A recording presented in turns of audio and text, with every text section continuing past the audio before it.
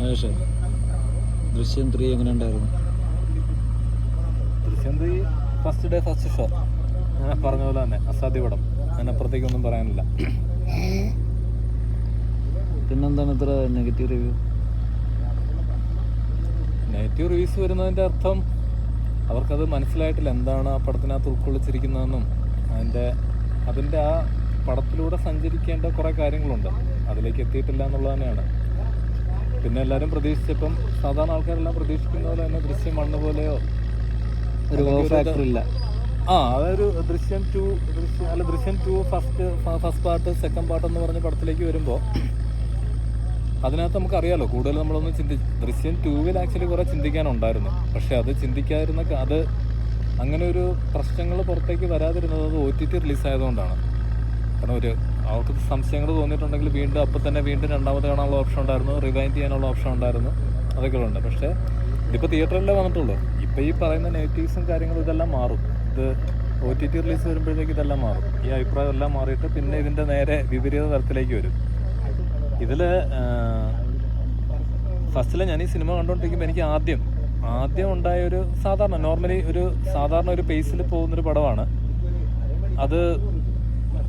ഞാൻ തിയേറ്ററിൽ നിന്ന് പടം കഴിഞ്ഞിറങ്ങിയിട്ട് ഞാൻ ആദ്യം പറഞ്ഞൊരു കാര്യം അതാണ്. കാരണം ഈ തുടക്കം തൊട്ട് ഒടുക്കം വരെ കണ്ടുകൊണ്ടിരിക്കുമ്പോൾ ഒരു സെക്കൻഡ് ഹാഫ് കഴിയുമ്പോൾ ഈ പടത്തിൻ്റെ പേസ്, ഈ പോകുന്ന ഒരു ഗതി ഒന്ന് പെട്ടെന്ന് അങ്ങ് മാറുന്നുണ്ട്. പെട്ടെന്നൊന്ന് സ്പീഡ് കൂടിയ പോലെയോ എന്തോ ഞാൻ ഇറങ്ങിയിട്ട് പുറത്തിറങ്ങിയപ്പോഴത്തേക്ക് കൂടെ ഉണ്ടായിരുന്ന ആളോട് ഞാൻ പറഞ്ഞതാ, എനിക്ക് ആ ഒരു താളം ഒന്ന് പിഴയ്ക്കുന്നുണ്ട് അവിടെ. എനിക്ക് കാര്യം ആദ്യം കണ്ടിരുന്ന ഒരു റിലാക്സ്ഡ് ആയിട്ടല്ല പിന്നീട് അങ്ങ് പോകുന്നത്. പിന്നെ പടം തീർന്നു കഴിഞ്ഞെന്ന് ആലോചിച്ചപ്പം അതെന്തായിരുന്നുള്ള ഉത്തരം കിട്ടി, അത് ഞാൻ പറയാം. ഇപ്പോൾ എനിക്കിതിനകത്ത് ഈ ഒരു പടത്തിനകത്ത് ഇപ്പോൾ ജിത്തു ജോസഫ് സാറിന് ഇപ്പോൾ ഏറ്റവും കൂടുതൽ കൈയടിക്കണമെന്ന് തോന്നിയ രംഗമല്ല, കൈയടിക്കണമെന്ന് തോന്നുന്ന കാര്യം, ജോർജ് കുട്ടിയെതിരെ ഇപ്പം യാതൊരുവിധ ക്രിമിനൽ പശ്ചാത്തലവും ഇല്ലാത്ത ഒരാളാണ് അല്ല ജോർജ് കുട്ടിയല്ല, പ്രഭാകരന്റെ കഥാപാത്രം, അതായത് സിദ്ദീഖ് അവതരിപ്പിക്കുന്ന കഥാപാത്രം. അതെ,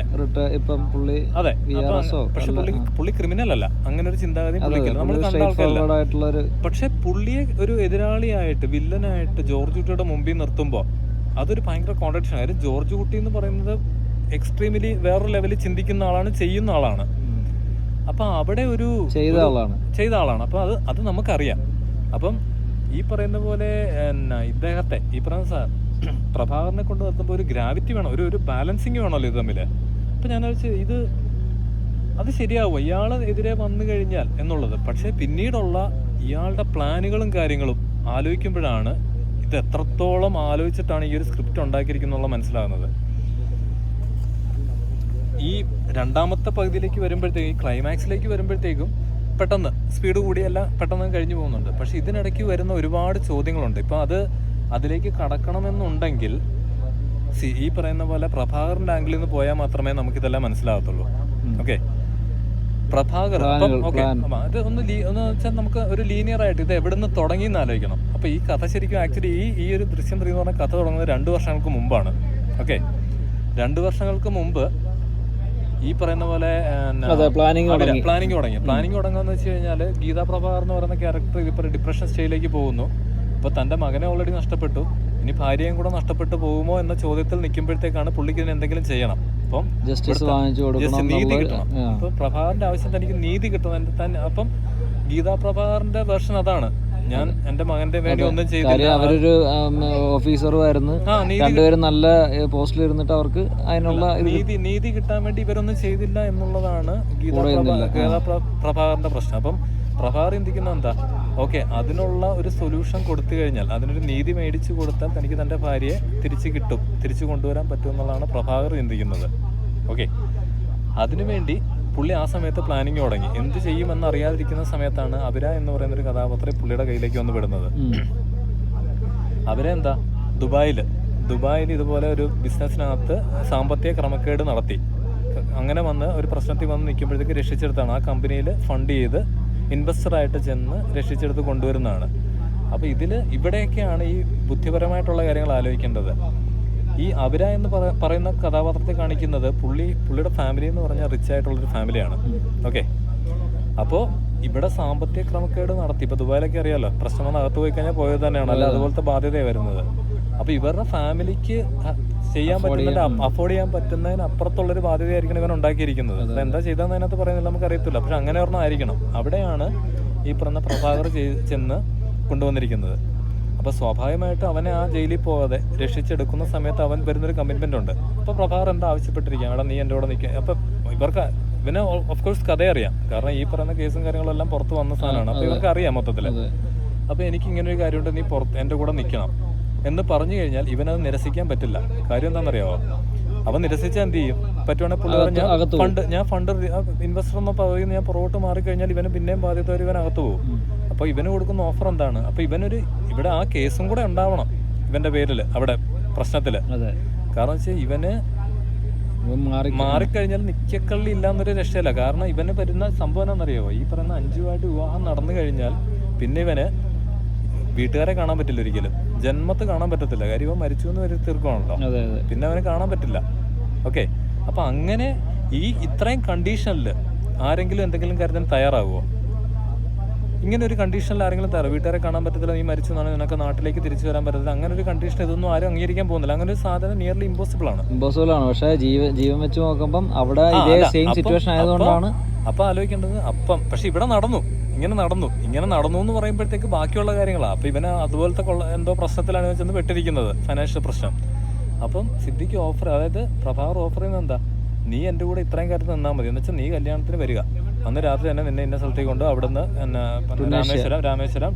രാമേശ്വരം ശ്രീലങ്ക ടുണേഷ്യയിലേക്ക് പുതിയ ഐഡന്റിറ്റിയിൽ എന്ന് വെച്ചാൽ ദുബായിലെ റിപ്പോർട്ടിൽ എന്താ വരുന്നത്? ഇപ്പൊ ദുബായിലെ കമ്പനിയിലെ റിപ്പോർട്ട് വരുന്നത് എന്താ, ഇവൻ മരിച്ചുപോയി എന്നുള്ളതാ അല്ലേ? പിന്നെ അവരെന്തെങ്കിലും ഇവന്റെ അപ്പം എന്ത് ചെയ്യും? ക്ലോസ് ചെയ്യും. അപ്പം പ്രഭാകർ എന്ത് ചെയ്യും? പുള്ളി ഇൻവെസ്റ്റ് ചെയ്ത പണം പിൻവലിക്കും. ഓക്കെ, അപ്പൊ ഇവന്റെ പേര് ഇവൻ മരിച്ചുപോയി, ഇവനും ഇല്ല, പുള്ളിക്ക് ആ പൈസ ഇട്ടു. അപ്പൊ പുള്ളി പറഞ്ഞു കാണും, ഇതുപോലെ ഈ പൈസ ഞാൻ അവിടെ ഇൻവെസ്റ്റ് ചെയ്യാം, എവിടെ ടുണേഷ്യയിൽ എടുക്കാം, നിനക്ക് പുതിയ ബിസിനസ്സായിട്ടും നിനക്ക് പുതിയ ജീവിതമായിട്ട് മുന്നോട്ട് പോകാന്ന് പറയുമ്പോൾ ഇവന് നല്ലൊരു ഓഫറാണത് അല്ലേ? ഒരിക്കലും തെറ്റില്ലാത്ത നല്ലൊരു ഓഫർ. ഇവനെ അന്വേഷിച്ചാലും വരാനും പോകുന്നില്ല. അപ്പൊ ഈ കണ്ടീഷൻ, അപ്പൊ പ്രഭാകർ പറയുന്നുണ്ട് എനിക്ക് കിട്ടിയ ട്രംപ് കാർഡാണ് ഇവൻ. അപ്പൊ ഈ ഒരു രീതി വന്നാൽ മാത്രമേ ഈ കാര്യങ്ങൾ മാച്ച് ആകത്തുള്ളൂ അല്ലേ? പക്ഷേ ആലോചിക്കണം, ഇവിടെ 2 വർഷം മുമ്പാണ് ഇവനെ ഹയർ ചെയ്തിരിക്കുന്നത്. ഈ കാര്യങ്ങളെല്ലാം ഒക്കെ നമുക്ക് മനസ്സിലാകുമ്പോൾ ഓക്കെ. പിന്നെ എൻ്റെ മനസ്സിൽ വന്ന ചോദ്യം, ഇവൻ എന്തിനാണ് ഒരു ഹിയറിംഗ് എയ്ഡ്? കാരണം അതൊരു ഇപ്പം ശേഷം വന്നൊരു ആക്സിഡന്റ് ആണ്. അല്ല, അങ്ങനെ പറയാൻ പറ്റത്തില്ല. കാരണം ഈ പറയുന്ന മത്തായിച്ചൻ കല്യാണാലോചനയായിട്ട് വരുമ്പോഴത്തേക്ക് പറയുന്ന ഒരു കാര്യമുണ്ട്, 30 വയസ്സുണ്ട് ചെറുക്കന്, 5 വർഷമായിട്ട് കല്യാണം ആലോചിക്കുന്നു.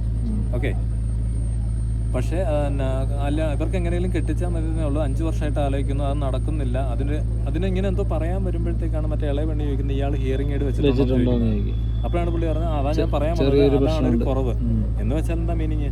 ഈ കല്യാണം നടക്കാതിരിക്കാനുള്ള, ഇതുവരെ ഈ 5 വർഷമായിട്ട് നടക്കാതിരിക്കാനുള്ള കാരണം ഇവന് ഈ പോരായ്മ ഉള്ളത് കൊണ്ടാണ് എന്നാണ് അവിടെ പറഞ്ഞു വെക്കുന്നത്. ഇത് 5 വർഷം മുമ്പുള്ള കാര്യമാണ്. അതായത് ഇത് കാണുമ്പോൾ തന്നെ ഉണ്ട്.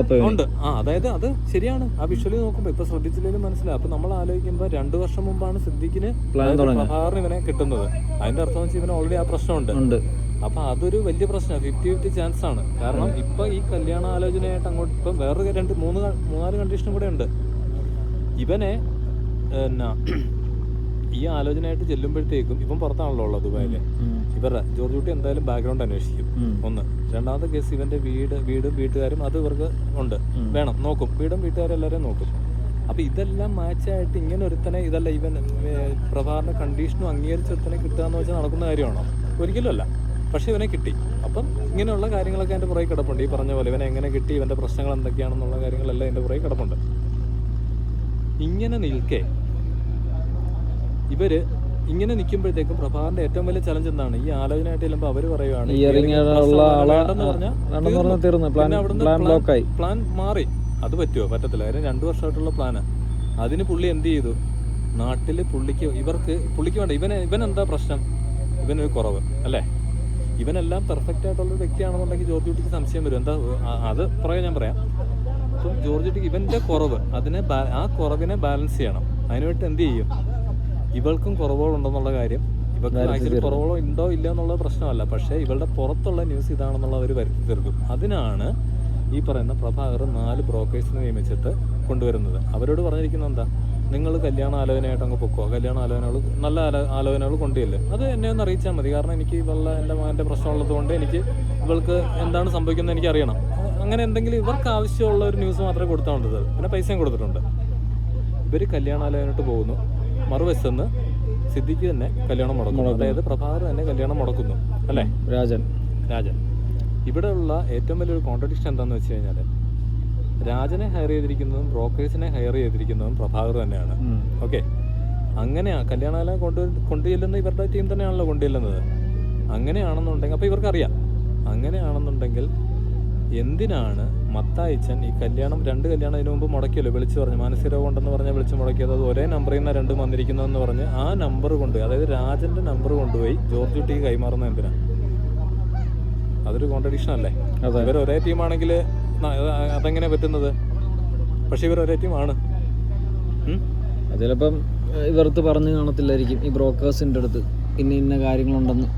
അതായത് ബ്രോക്കേഴ്സിന്റെ അടുത്ത് പറഞ്ഞിരിക്കുന്നത് എന്താ, നിങ്ങൾ കല്യാണാലോചനയായിട്ട് പോയി നടത്തുക, മുടക്കുന്നത് ഞാൻ വേറെ നടത്തിക്കോളാം. കാര്യം നിങ്ങൾക്ക് തോന്നുന്നുണ്ട് ഇത്രയും വലിയ പ്ലാനിങ് നടത്തുമ്പോൾ പുള്ളി ഇത് എവിടെ നിന്നാണ് നടത്തുന്നത്? യൂസ് ചെയ്തിട്ടാണ് നടത്തുന്നത്.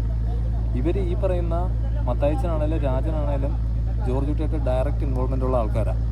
ഏതെങ്കിലും ഒരു സമയത്ത് ഒരിക്കലും തോന്നുന്നുണ്ടോ പ്രഭാകർ ഇത്രയും വലിയ പ്ലാൻ നടത്തുമ്പോൾ പുള്ളിയുടെ ഫുൾ പ്ലാൻ ഇവരുടെ അടുത്ത് റിവീൽ ചെയ്യും? തോന്നുന്നില്ല. പുള്ളി പറഞ്ഞിരിക്കുന്നത് നിങ്ങളുടെ ഡ്യൂട്ടി കല്യാണം കൊണ്ടുചെല്ലുക, അതാണ് നടക്കുന്നത്. കല്യാണം എങ്ങനെയോ മുടങ്ങിപ്പോകുന്നു, ആരോ മുടക്കുന്നു എന്നുള്ള അല്ലാതെ ആരാ മുടക്കുന്നതെന്ന് അവർക്ക് അറിയത്തില്ല. അത് പ്രഭാകർ തന്നെ മുടക്കുന്നു എന്നുള്ള കാര്യം ഈ ബ്രോക്കേഴ്സിന് അറിയത്തില്ല. ഓക്കെ, അങ്ങനെ വന്നാൽ മാത്രമേ ഇത് മാച്ചാകത്തുള്ളൂ. അപ്പോൾ രാജന്റെ ഡ്യൂട്ടി എന്താ, റോൾ എന്താ? നീ അവിടെ കല്യാണം, നിനക്ക് അവർക്ക് നിന്റെ ജോലി ഇത്രേ ഉള്ളൂ, നീ മാനേജരായിട്ട് ജോലി വരുന്ന കല്യാണം ആലോചന വരുമ്പോൾ നീ അത് ഈ മാനസിക രോഗം ഉണ്ടെന്ന് പറഞ്ഞ് നീ അതെല്ലാം മുടക്കിക്കോ, ഇത്രേ ഉള്ളൂ. ഈ പറയുന്ന ഇയാളുടെ ടീമാണ് കല്യാണാലോചന കൊണ്ടുവരുന്നത് എന്നുള്ള കാര്യം ബ്രോക്കേഴ്സ് എല്ലാം ഈ പറയുന്ന പ്രഭാകരന്റെ ടീമാണെന്ന കാര്യം രാജനും അറിയത്തില്ല. മനസ്സിലാക്കാൻ പാടില്ല. അറിഞ്ഞു കഴിഞ്ഞാൽ ഇതൊന്നും നടക്കത്തില്ല.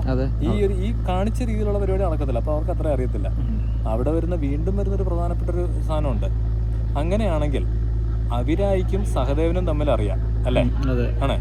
അങ്ങനെയാണെന്നുണ്ടെങ്കിൽ ഈ കല്യാണം മുടക്കാം. ഇതിന് ഞാൻ ഇപ്പൊ പറഞ്ഞതിനുള്ള ഒരു തെളിവാണിത്. അങ്ങനെയാണെന്നുണ്ടെങ്കിൽ ഈ കല്യാണാലോചനയായിട്ട് ഇവരുടെ വീട്ടിൽ ചെല്ലുമ്പോൾ അവരയുടെ വീട്ടിൽ നിന്ന് ഇവർ ഇറങ്ങുമ്പോൾ പുറകില് രാജനും സഹദേവനും കൂടെ കാത്തു നിൽക്കുന്നത് കാണിക്കുന്നുണ്ട്. പുറകെ രാജൻ കയറി കല്യാണം മുടക്കുന്ന കാര്യം പറഞ്ഞ് ചെല്ലുന്നു. ഓക്കെ, അവരായിക്കും സഹദേവൻ അവരായിക്ക് പ്ലാനും കാര്യങ്ങളൊക്കെ അറിയാമല്ലോ. അങ്ങനെയാണെന്നുണ്ടെങ്കിൽ ഏറ്റവും വലിയ തെളിവ് ഫോട്ടോ ഉൾപ്പെടെ എടുത്ത്, അതായത് സഹദേവന്റെ ജീപ്പിന്റെ നമ്പർ ഉൾപ്പെടെ രാജനെ കൂടെ ഫോട്ടോ എടുത്ത് ഇവനെങ്ങനെ കൊടുക്കും? അതെങ്ങനെ പോസിബിൾ ആകും? അവരാ കൊണ്ട് കൊടുക്കുന്നത്. അങ്ങനെ കൊടുത്താലാണ് മറ്റേ പ്ലാൻ പെട്ടെന്ന് ഇംപ്ലിമെന്റ് ചെയ്യാനായിട്ടുള്ള ഒരു ഇത് വരുള്ളൂ. ഇതെടുക്കാൻ കൂട്ടുമല്ലോ, കാര്യം മറ്റവനിന്റെ പുറകിലുണ്ടെന്ന് അറിയാം. അല്ല, അതിനകത്ത് വേറൊരു കാര്യമുണ്ട്, അവിടെ ആലോചിക്കേണ്ട. പിന്നെ വേറെ ഉണ്ട്, സ്വാഭാവികമായിട്ടും ബാക്കി എല്ലായിടത്തും മുടങ്ങി, ഇവിടെ ആരും മുടക്കാനും ചെന്നില്ലെന്ന് വന്നാലും സംശയം വരും.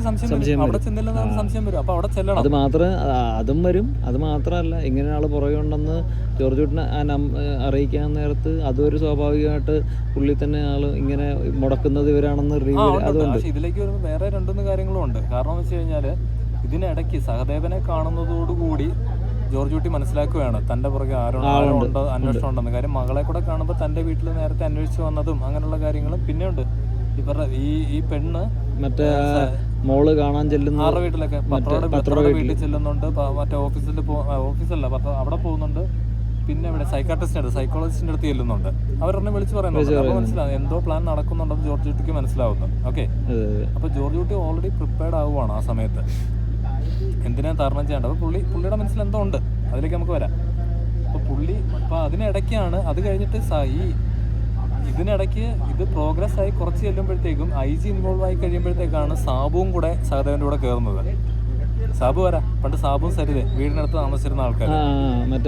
സാബുവിനെ കൂടെ കണ്ടു കഴിയുമ്പോഴത്തേക്കാണ് ജോർജ് കുട്ടിക്ക് സംശയം കൂടുന്നത്. എന്താണ് പുള്ളി പറയുന്നുണ്ട്, സാബുവും കൂടെ വന്നത് കൊണ്ട് ഇത് പോലീസിന്റെ പുറകിലുണ്ടെന്ന് ഉറപ്പാണ്, എന്തോ പ്രശ്നം നടക്കുന്നുണ്ട്. അതുകൊണ്ടാണ് പുള്ളി പറയുന്നത്, എനിക്ക് നേരത്തെ ആയിരുന്നെങ്കിൽ എനിക്ക് ഉറപ്പുണ്ടായിരുന്നു ആരൊക്കെയാണ് ശത്രുക്കൾ, ആരൊക്കെയാ പുറകെയുള്ളതെന്ന് അറിയാമായിരുന്നു. ആ ക്ലാരിറ്റി ഇല്ലെന്ന് പുള്ളി പറയുന്നത്. ഇനി അവരെ എന്തിനീ നമ്പർ എടുത്ത് കൊടുക്കുന്നു എന്ന് പറഞ്ഞു കഴിഞ്ഞാൽ അവിടെയും ഈ പറഞ്ഞ ആംഗിളിൽ തന്നെ ചിന്തിക്കണം. കാരണം അവരായിക്ക് സിദ്ദിഖിന്റെ ഫുൾ പ്ലാൻ എന്താണെന്ന് അറിയത്തില്ല, ബേസിക് പ്ലാനേ അറിയത്തുള്ളൂ. അപ്പോൾ പറഞ്ഞിരിക്കുന്നത് എന്താ, അതുപോലെ സഹദേവനോടും എടാ ഞാൻ ഒരാളെ കൊണ്ടുവരും, അവസാനം കെട്ടിക്കുന്ന ഒരാളെ ഞാൻ കൊണ്ടുവരും, അവിടെ നിന്നാണ് നിനക്ക് ഇത് സ്റ്റാർട്ട് ചെയ്യേണ്ടതെന്നാണ് പറഞ്ഞിരിക്കുന്നത്. ഇങ്ങനൊരു പ്ലാനുണ്ട്. പക്ഷെ ആരെയാണ് കൊണ്ടുവരുന്നത് എന്നുള്ള കാര്യം അവരെയാണെന്നോ സഹദേവന് പോയിന്റ് അവിടെ അറിയത്തില്ല. എങ്കിൽ മാത്രമേ സഹദേവൻ രാജനെയും കൂട്ടി അവിടെ വരത്തുള്ളൂ. നേരത്തെ ആയിരുന്നുണ്ടെങ്കിൽ നേരത്തെ നടന്ന എന്തൊക്കെയാ, രാജനെ മാത്രം പറഞ്ഞു വിടും. എന്തുകൊണ്ടാ രാജൻ പോയിട്ടില്ല അവിടെ ഒന്നും. ഇവിടെ രാജൻ നേരിട്ട് ചെല്ലുന്ന കാര്യം എന്താ, കാരണം ഇതിനു മുമ്പ് രാജൻ ജോർജിയുടെ കൂടെ റിവീൽ ആയിട്ടില്ല. അല്ല, രാജന് നമ്പർ ഇവര് തന്നെ കൊടുക്കുവാണ്. ആര്? ജോർജ് തന്നെ കൊടുക്കുവാണ്. ഇതിനു മുമ്പത്തെ കേസിൽ റിവീൽ ആയിട്ടില്ല അവനെ കുറിച്ച്. അതുകൊണ്ട് നമ്പർ കൊടുക്കുന്നതുകൊണ്ട് പുള്ളി വിളിച്ചാണ് ബ്ലോക്ക് ചെയ്യേണ്ടിരുന്നത്. ഇപ്പൊ പുള്ളിക്ക് വിവരങ്ങളൊന്നും കിട്ടുന്നില്ല. അപ്പൊ ഫോളോ ചെയ്യണം. അങ്ങനെ ഫോളോ ചെയ്ത് പുറകെ വന്നിട്ട് ഇവരവിടെ മുടക്കാനായിട്ട് ഇത് പറയാൻ വേണ്ടി ചെല്ലുമ്പോൾ അപ്പൊ ഒരു കാര്യമുണ്ട്, എന്തുകൊണ്ട് വീട്ടുകാർ ഉടനെ ഇത് വിളിച്ചു പറഞ്ഞു? കാരണം ഇവർ ഓൾറെഡി പറയുന്നുണ്ട്, നമുക്ക് ഈ കല്യാണത്തിൽ കേസും കാര്യങ്ങളൊക്കെ അറിഞ്ഞപ്പോൾ താല്പര്യമില്ലായിരുന്നു, പിന്നെ അവരായാണ് ഇവരെ നിർബന്ധിച്ച് സമ്മതിപ്പിച്ചതെന്ന്. ഓക്കെ, ആ പോയിന്റ് ശ്രദ്ധിച്ചോണം. അപ്പൊ അവരുടെ ആവശ്യം എന്താ, അവരെ ഇത് നടത്തും, എന്തായാലും നടത്തും, അവരെ നിൽക്കുന്നത്. കാരണം പ്ലാൻ അങ്ങനെയാണ്. അപ്പൊ അവരെ ഇവിടെ എന്ത് വന്നാലും നടക്കും. അപ്പം ഇതിനകത്ത് ആരാ പറയാ, നമ്മുടെ പ്രഭാകരനെ സംബന്ധിച്ചിടത്തോളം ഇതെല്ലാം ഓർഗാനിക്കലി നടക്കണം. ഓക്കെ, കൂട്ടി മുഴപ്പിച്ച പോലെ ആകരുത്. അപ്പൊ ഇവർക്കെല്ലാം കൃത്യമായിട്ടുള്ള ഡ്യൂട്ടി ഉള്ളതുകൊണ്ട് അവരെ ചെയ്തോളും. നാച്ചുറലി വരും. അവിടെ ചെന്നിട്ട് പ്രത്യേകം ഇവിടെ പോയിട്ടുണ്ട്, നീ അവരുടെ വീട്ടിൽ പോയിട്ടുണ്ട്, അങ്ങോട്ട് അന്വേഷിക്കുന്നു പറയേണ്ട കാര്യമില്ല. കാര്യം ഇവരുടെ ഡ്യൂട്ടി തന്നെ ഇവിടെ എവിടെ പോയാലും അന്വേഷിക്കാന്നുള്ളതാണ്. നാച്ചുറലി അവിടെ ചെല്ലുന്നു. അപ്പൊ എന്ത് ചെയ്യുന്നു, അവരായിരിക്കും അറിയത്തില്ല ഇത് സിദ്ദിഖാണ്, ഈ പറയുന്ന പോലെ പ്രഭാകറാണ് നേരത്തെ ഇത് മുടക്കിക്കൊണ്ടിരിക്കുന്നതെന്നുള്ള കാര്യം. ആളെ വെച്ച് മുടക്കുന്നത് പ്രഭാകറാണെന്നുള്ള കാര്യം അവരായിരിക്കും അറിയത്തില്ല. അപ്പൊ എന്ത് ചെയ്യുന്നു, അവരെ പുറത്ത് വരുമ്പോൾ അപ്പം അറിയാമല്ലോ. ഇപ്പൊ ഇവര് വീട്ടുകാർ ഓൾറെഡി പറഞ്ഞിട്ടുണ്ട്, കല്യാണം ഇങ്ങനെ പലരും മുടക്കിയിട്ടുണ്ടെന്നായിരിക്കും ഓൾറെഡി റിവീൽ ചെയ്തിട്ടുണ്ട്. അപ്പൊ ഇത് വരുമ്പോ അവരെ ഉടനെ അവരുടെ ആവശ്യം എന്താ, കല്യാണം മുടങ്ങാൻ പാടില്ല. ഇവിടെ വന്നു കയറിയവൻ എന്തിനാ ശ്രമിച്ചത്, മുടക്കാനായിട്ട്. അപ്പൊ അവനെ ഒന്ന് ടാർഗറ്റ് ചെയ്തോളാൻ വേണ്ടിയിട്ട് തന്നെയാണ് അവരാ ഫോട്ടോ എടുത്ത് പുള്ളിയുടെ ഫാദറിന് കൊടുക്കുന്നു. പുള്ളി അത് ജോർജ് കുട്ടിക്ക് അയച്ചു കൊടുക്കുന്നു. അതറിയാം, അതിന് വേണ്ടിട്ട് തന്നെയാണല്ലോ കൊടുക്കുന്നത് അങ്ങോട്ട്, ജോർജ് കുട്ടി അടുത്തേക്ക് ചെല്ലാൻ വേണ്ടിട്ട്. അത് നാച്ചുറലി അങ്ങ് സംഭവിക്കുന്ന. അപ്പൊ ഒന്ന് ആലോചിച്ച് നോക്കണം, പ്രഭാകർ ഇതിനകത്ത് എത്രത്തോളം പ്ലാൻ ചെയ്തിട്ടുണ്ടെന്ന്. പ്രഭാകറിന്റെ പ്ലാൻ എത്രത്തോളം കാര്യം അങ്ങനെ വന്നു കഴിഞ്ഞാൽ ഇങ്ങനെ അവൻ ബിഹേവ് ചെയ്യും, ഇങ്ങനെ റിയാക്ട് ചെയ്യും, അതെല്ലാം കാൽക്കുലേറ്റഡാ. യെസ്, അതേപോലെ തന്നെ ഇമ്പോർട്ടന്റ് ആയിട്ടുള്ള മറ്റൊരു കാര്യമാണ് ഈ പറയുന്ന പോലെ ഹിയറിംഗ് എയ്ഡിന്റെ കാര്യം. ഈ ഹിയറിംഗ് കോംപ്ലിക്കേഷൻ ആണ്. കാര്യം അതിന് പകരം ജിത്തുവിന് മറ്റേ എന്തുകൊണ്ട്, അതൊരു വലിയ ചോദ്യമാണ്. അപ്പൊ ഞാൻ അത് ഏറ്റവും കൂടുതൽ ചിന്തിച്ചതാ. കാര്യം അങ്ങനെ ഇപ്പൊ നോർമൽ വന്നു കഴിഞ്ഞാലും ഇപ്പം വെൽ റിച്ച് വെൽ സെറ്റിൽഡ് ആയിട്ടുള്ള ഒരു ബാക്ക്ഗ്രൗണ്ട് ഉള്ള ഒരു പയ്യനാണ് മോൾക്ക് ആലോചിച്ച് വരുന്നു. അങ്ങനെയാണേലും ഓൾറെഡി പുള്ളി നാട്ടിൽ നിന്ന് എടുക്കാൻ അല്ല പുറത്തുനിന്ന് എടുക്കാന്ന് ഉദ്ദേശിച്ച സ്ഥിതിക്ക് അത് വേണേലും എന്ത് വേണമെങ്കിലും ചെയ്യാം. അപ്പൊ ഞാൻ ഇത് എന്തിനാ കൊടുത്തിരിക്കുന്നത്, അപ്പൊ അവിടെ 2-3 കാര്യങ്ങളുണ്ട്. ഇതിനകത്ത് ഏതെങ്കിലും ഒരു കാര്യം മാറിപ്പോയാൽ നമുക്കത് കണ്ടോണ്ടിരിക്കുമ്പോൾ കല്ലീട് തോന്നും. ഇത് അങ്ങനെ ശരിയാകത്തില്ല, ഈ ചെറുക്കൻ എന്തിനാ ഇങ്ങനെ. അത് ജോർജ് കുട്ടിക്ക് ഓഫ് കോഴ്സ് തോന്നും. അതായത് ഇവിടെ ഉള്ള ഈ ഹിയറിംഗ് എയ്ഡ് വന്നപ്പോൾ ഉള്ള സംഭവം എന്ന് വെച്ച് കഴിഞ്ഞാൽ എന്താ സംഭവിച്ചത്, ഈ പ്രഭാകറിന്റെ പ്ലാനിങ്ങിന്റെ ഗ്രാവിറ്റി കൂടി ഭയങ്കരമായിട്ട്. കാര്യം പ്രഭാകറിന് ഒരുപാട് കാര്യങ്ങൾ പ്ലാൻ ചെയ്യണം. അതിനെന്ത് ചെയ്ത് വന്ന കല്യാണങ്ങളെല്ലാം മുടക്കി. ഏറ്റവും വലിയ പ്രശ്നം എന്തായിരുന്നു, ഇവനെ ഗൾഫിലേക്ക് കെട്ടിക്കത്തില്ല. ഓക്കെ, ഇവനെ ഗൾഫിലേക്ക് കെട്ടിച്ച് വിടാനുള്ള പ്ലാനിലേക്ക് എത്തിക്കുക. അതേപോലെ തന്നെ ഇവൻ ഈ പ്രശ്നം, ഈ ഹിയറിംഗ് എയ്ഡിന്റെ സംഭവം കൂടെ ഉണ്ട്. അപ്പൊ ഇവൾക്കും ഒരു പോരായ്മയുണ്ട്, ഇവളെ കല്യാണം വേറെ നടക്കില്ല എന്നുള്ള ലെവലിലേക്ക് എത്തിക്കണം. അതേപോലെ തന്നെ ഈ പറഞ്ഞ പുറകെ തങ്ങളുണ്ടെന്നുള്ളത് ഒരു ലീഡ് കിട്ടിക്കഴിഞ്ഞാൽ ജോർജ് കുട്ടി ഒന്ന് ഫാസ്റ്റ് ആക്കും, കാര്യങ്ങൾ ഫാസ്റ്റ് ആക്കും. കാര്യം പുള്ളി പെടും എന്നുള്ള സ്ഥിതി വരുമ്പോൾ പുള്ളി കാര്യങ്ങൾ ഫാസ്റ്റ് ആക്കും. അങ്ങനെ വരുമ്പോ ഈ പറയുന്ന പുള്ളി അപ്പം ജോർജ് കുട്ടി അടുത്ത് ഇവൻ വരുമ്പോഴത്തേക്കുള്ള ഗുണങ്ങൾ ഇവനെ കൊണ്ടുചെല്ലുമ്പോഴെന്ന് വെച്ച് കഴിഞ്ഞാൽ ഇവക്കും ഒരു കുറവുണ്ട്, ഇവന്റെ കല്യാണം നടക്കുന്നില്ലെന്ന് പറയുമ്പോഴത്തേക്ക് ഇവൻ ഇതിനകത്ത് സ്റ്റിക്ക് ഓൺ ചെയ്യുന്നതിനകത്ത് ഞാൻ കെട്ടിക്കോളാം, ഞാൻ റെഡിയാണെന്ന്, ഇവൻ എന്ത് കേസും കാര്യങ്ങളൊന്നും ഇവന് പ്രശ്നമല്ല, ഇവൻ കെട്ടാൻ റെഡിയാന്ന് പറയുമ്പോൾ അതിനകത്ത് ഒരു ജെനുവിനിറ്റി ഫീൽ ചെയ്യും. ജോർജ് കുട്ടിക്കും ഫീൽ ചെയ്യും. അത് കാര്യം ഇവൻ ഓൾറെഡി ഈ പ്രശ്നമുള്ളതുകൊണ്ട് കല്യാണം നടക്കുന്നില്ല. ഇനിയിപ്പോ നാളെ ഈ അറസ്റ്റോ കാര്യങ്ങളോ വന്നു കഴിഞ്ഞാലും ഇവളെ ഉപേക്ഷിച്ച് പോകത്തില്ല. കാര്യം ഇവളെ ഉപേക്ഷിച്ച് പോയിട്ട് പിന്നെ ഇവനെ ആര് കിട്ടും? ഇപ്പൊ ഇവൻ ഡിവോഴ്സും കൂടെ ഓൾറെഡി പ്രശ്നം സിംഗിൾ ആയിട്ട് പോലും നടക്കുന്നില്ല. ഇവൻ ഡിവോഴ്സും കൂടെ ആയിക്കഴിഞ്ഞാൽ പിന്നെ ചാൻസ് വളരെ കുറവാണ്. അപ്പൊ അങ്ങനെ പോകത്തില്ലെന്നൊരു വിശ്വാസം ശരിക്കും ജോർജ് കുട്ടിക്ക് വരും. അപ്പൊ ഇത് ശരിക്കും പ്രഭാകരന്റെ പ്ലാനാണ്. എന്ന് വെച്ച് കഴിഞ്ഞാൽ ഇവൻ ഈ പ്രശ്നം കൊണ്ട് ഇവനെ, പക്ഷെ ഇവനല്ലാതെ വേറെ ആളെ യൂസ് ചെയ്യാൻ പറ്റത്തില്ല. ഇവനെ കൊണ്ട് നടത്തിച്ചേ പറ്റൂന്ന് വരുമ്പോ പുള്ളി കളിക്കുന്ന കളിയാണ്. എല്ലാത്തിലും പ്രശ്നം വരുന്ന എന്താ, ഇവരുടെ കേസുണ്ട് എന്നുള്ളത് കൊണ്ടല്ല കല്യാണം മുടങ്ങിപ്പോയിരിക്കുന്നത്. കല്യാണം മുടങ്ങിപ്പോയിരിക്കുന്നത് ഇവർക്ക് മാനസികാസുഖം ഉണ്ടെന്ന് പറയുന്നത് കൊണ്ടാണ് കല്യാണം മുടങ്ങിപ്പോയിരിക്കുന്നത്. അല്ലെ, കേസുണ്ടെന്ന് പറഞ്ഞു കഴിഞ്ഞാൽ എല്ലാവർക്കും അറിയാവുന്നതാണ്. മോഹൻലാൽ ആദ്യം തന്നെ ചോദിക്കുന്നുണ്ട്, നമ്മുടെ കാര്യങ്ങളെല്ലാം പറഞ്ഞിട്ടില്ലേ, എന്താണ് കാര്യം, നമ്മുടെ കേസും കാര്യങ്ങളും പറഞ്ഞിട്ടുണ്ട്. അത് അറിഞ്ഞു കഴിഞ്ഞാൽ മാത്രമേ ഇതിന് പ്രൊസീഡിങ്സിലേക്ക് മൂവ് ചെയ്യുന്നുള്ളൂ. ഈ കല്യാണം എല്ലാം മുടങ്ങിപ്പോയിരിക്കുന്ന പ്രൊസീഡിങ്സ് കഴിഞ്ഞിട്ടാണ്. അല്ലെ, അത് മറ്റേ ഒരെണ്ണത്തിൽ അത് ഓക്കെ ആയതാണ്, അവർക്ക് ഇഷ്ടപ്പെട്ട് പോയതാണ്. ലാസ്റ്റ് അത് രണ്ടാമത് മുടങ്ങുന്ന എങ്ങനെയാണ് മാനസിക പ്രശ്നമുണ്ട്. അത് വീണ്ടും ഈ ജോർജ് കുട്ടിക്ക് ഇത് നടത്തണം എന്നുള്ളതിനകത്തൊരു ഒരു സംഭവം ഇങ്ങനെ ഒരു റഷ് ഉണ്ടെന്നുള്ള കാര്യം നമുക്ക് മനസ്സിലാവും. കാരണം എന്ന് വെച്ച് കഴിഞ്ഞാൽ പുള്ളി പറയുന്നുണ്ട് നമുക്ക് ഇവിടെ ഷെയറിന്റെ കാര്യത്തിൽ നമുക്ക് എന്തെങ്കിലുമൊക്കെ ചെയ്യാം. കാര്യം അവർ അംഗീകരിച്ചു കഴിഞ്ഞു മകൾക്ക് എന്തെങ്കിലും പോരാ. ഈ മാനസികരോഗത്തിന്റെ പേരിലാണല്ലോ ഇപ്പൊ പുറകോട്ട് മാറുന്നത്. പക്ഷെ അത് കോംപ്രമൈസ് ചെയ്യാനായിട്ട് നമുക്ക് എന്തെങ്കിലുമൊക്കെ കൂടെ ചെയ്യാന്ന് പറ. അപ്പൊ ഇവര് ഫോഴ്സ്ഫുള്ളി അംഗീകരിക്കുവാണ്.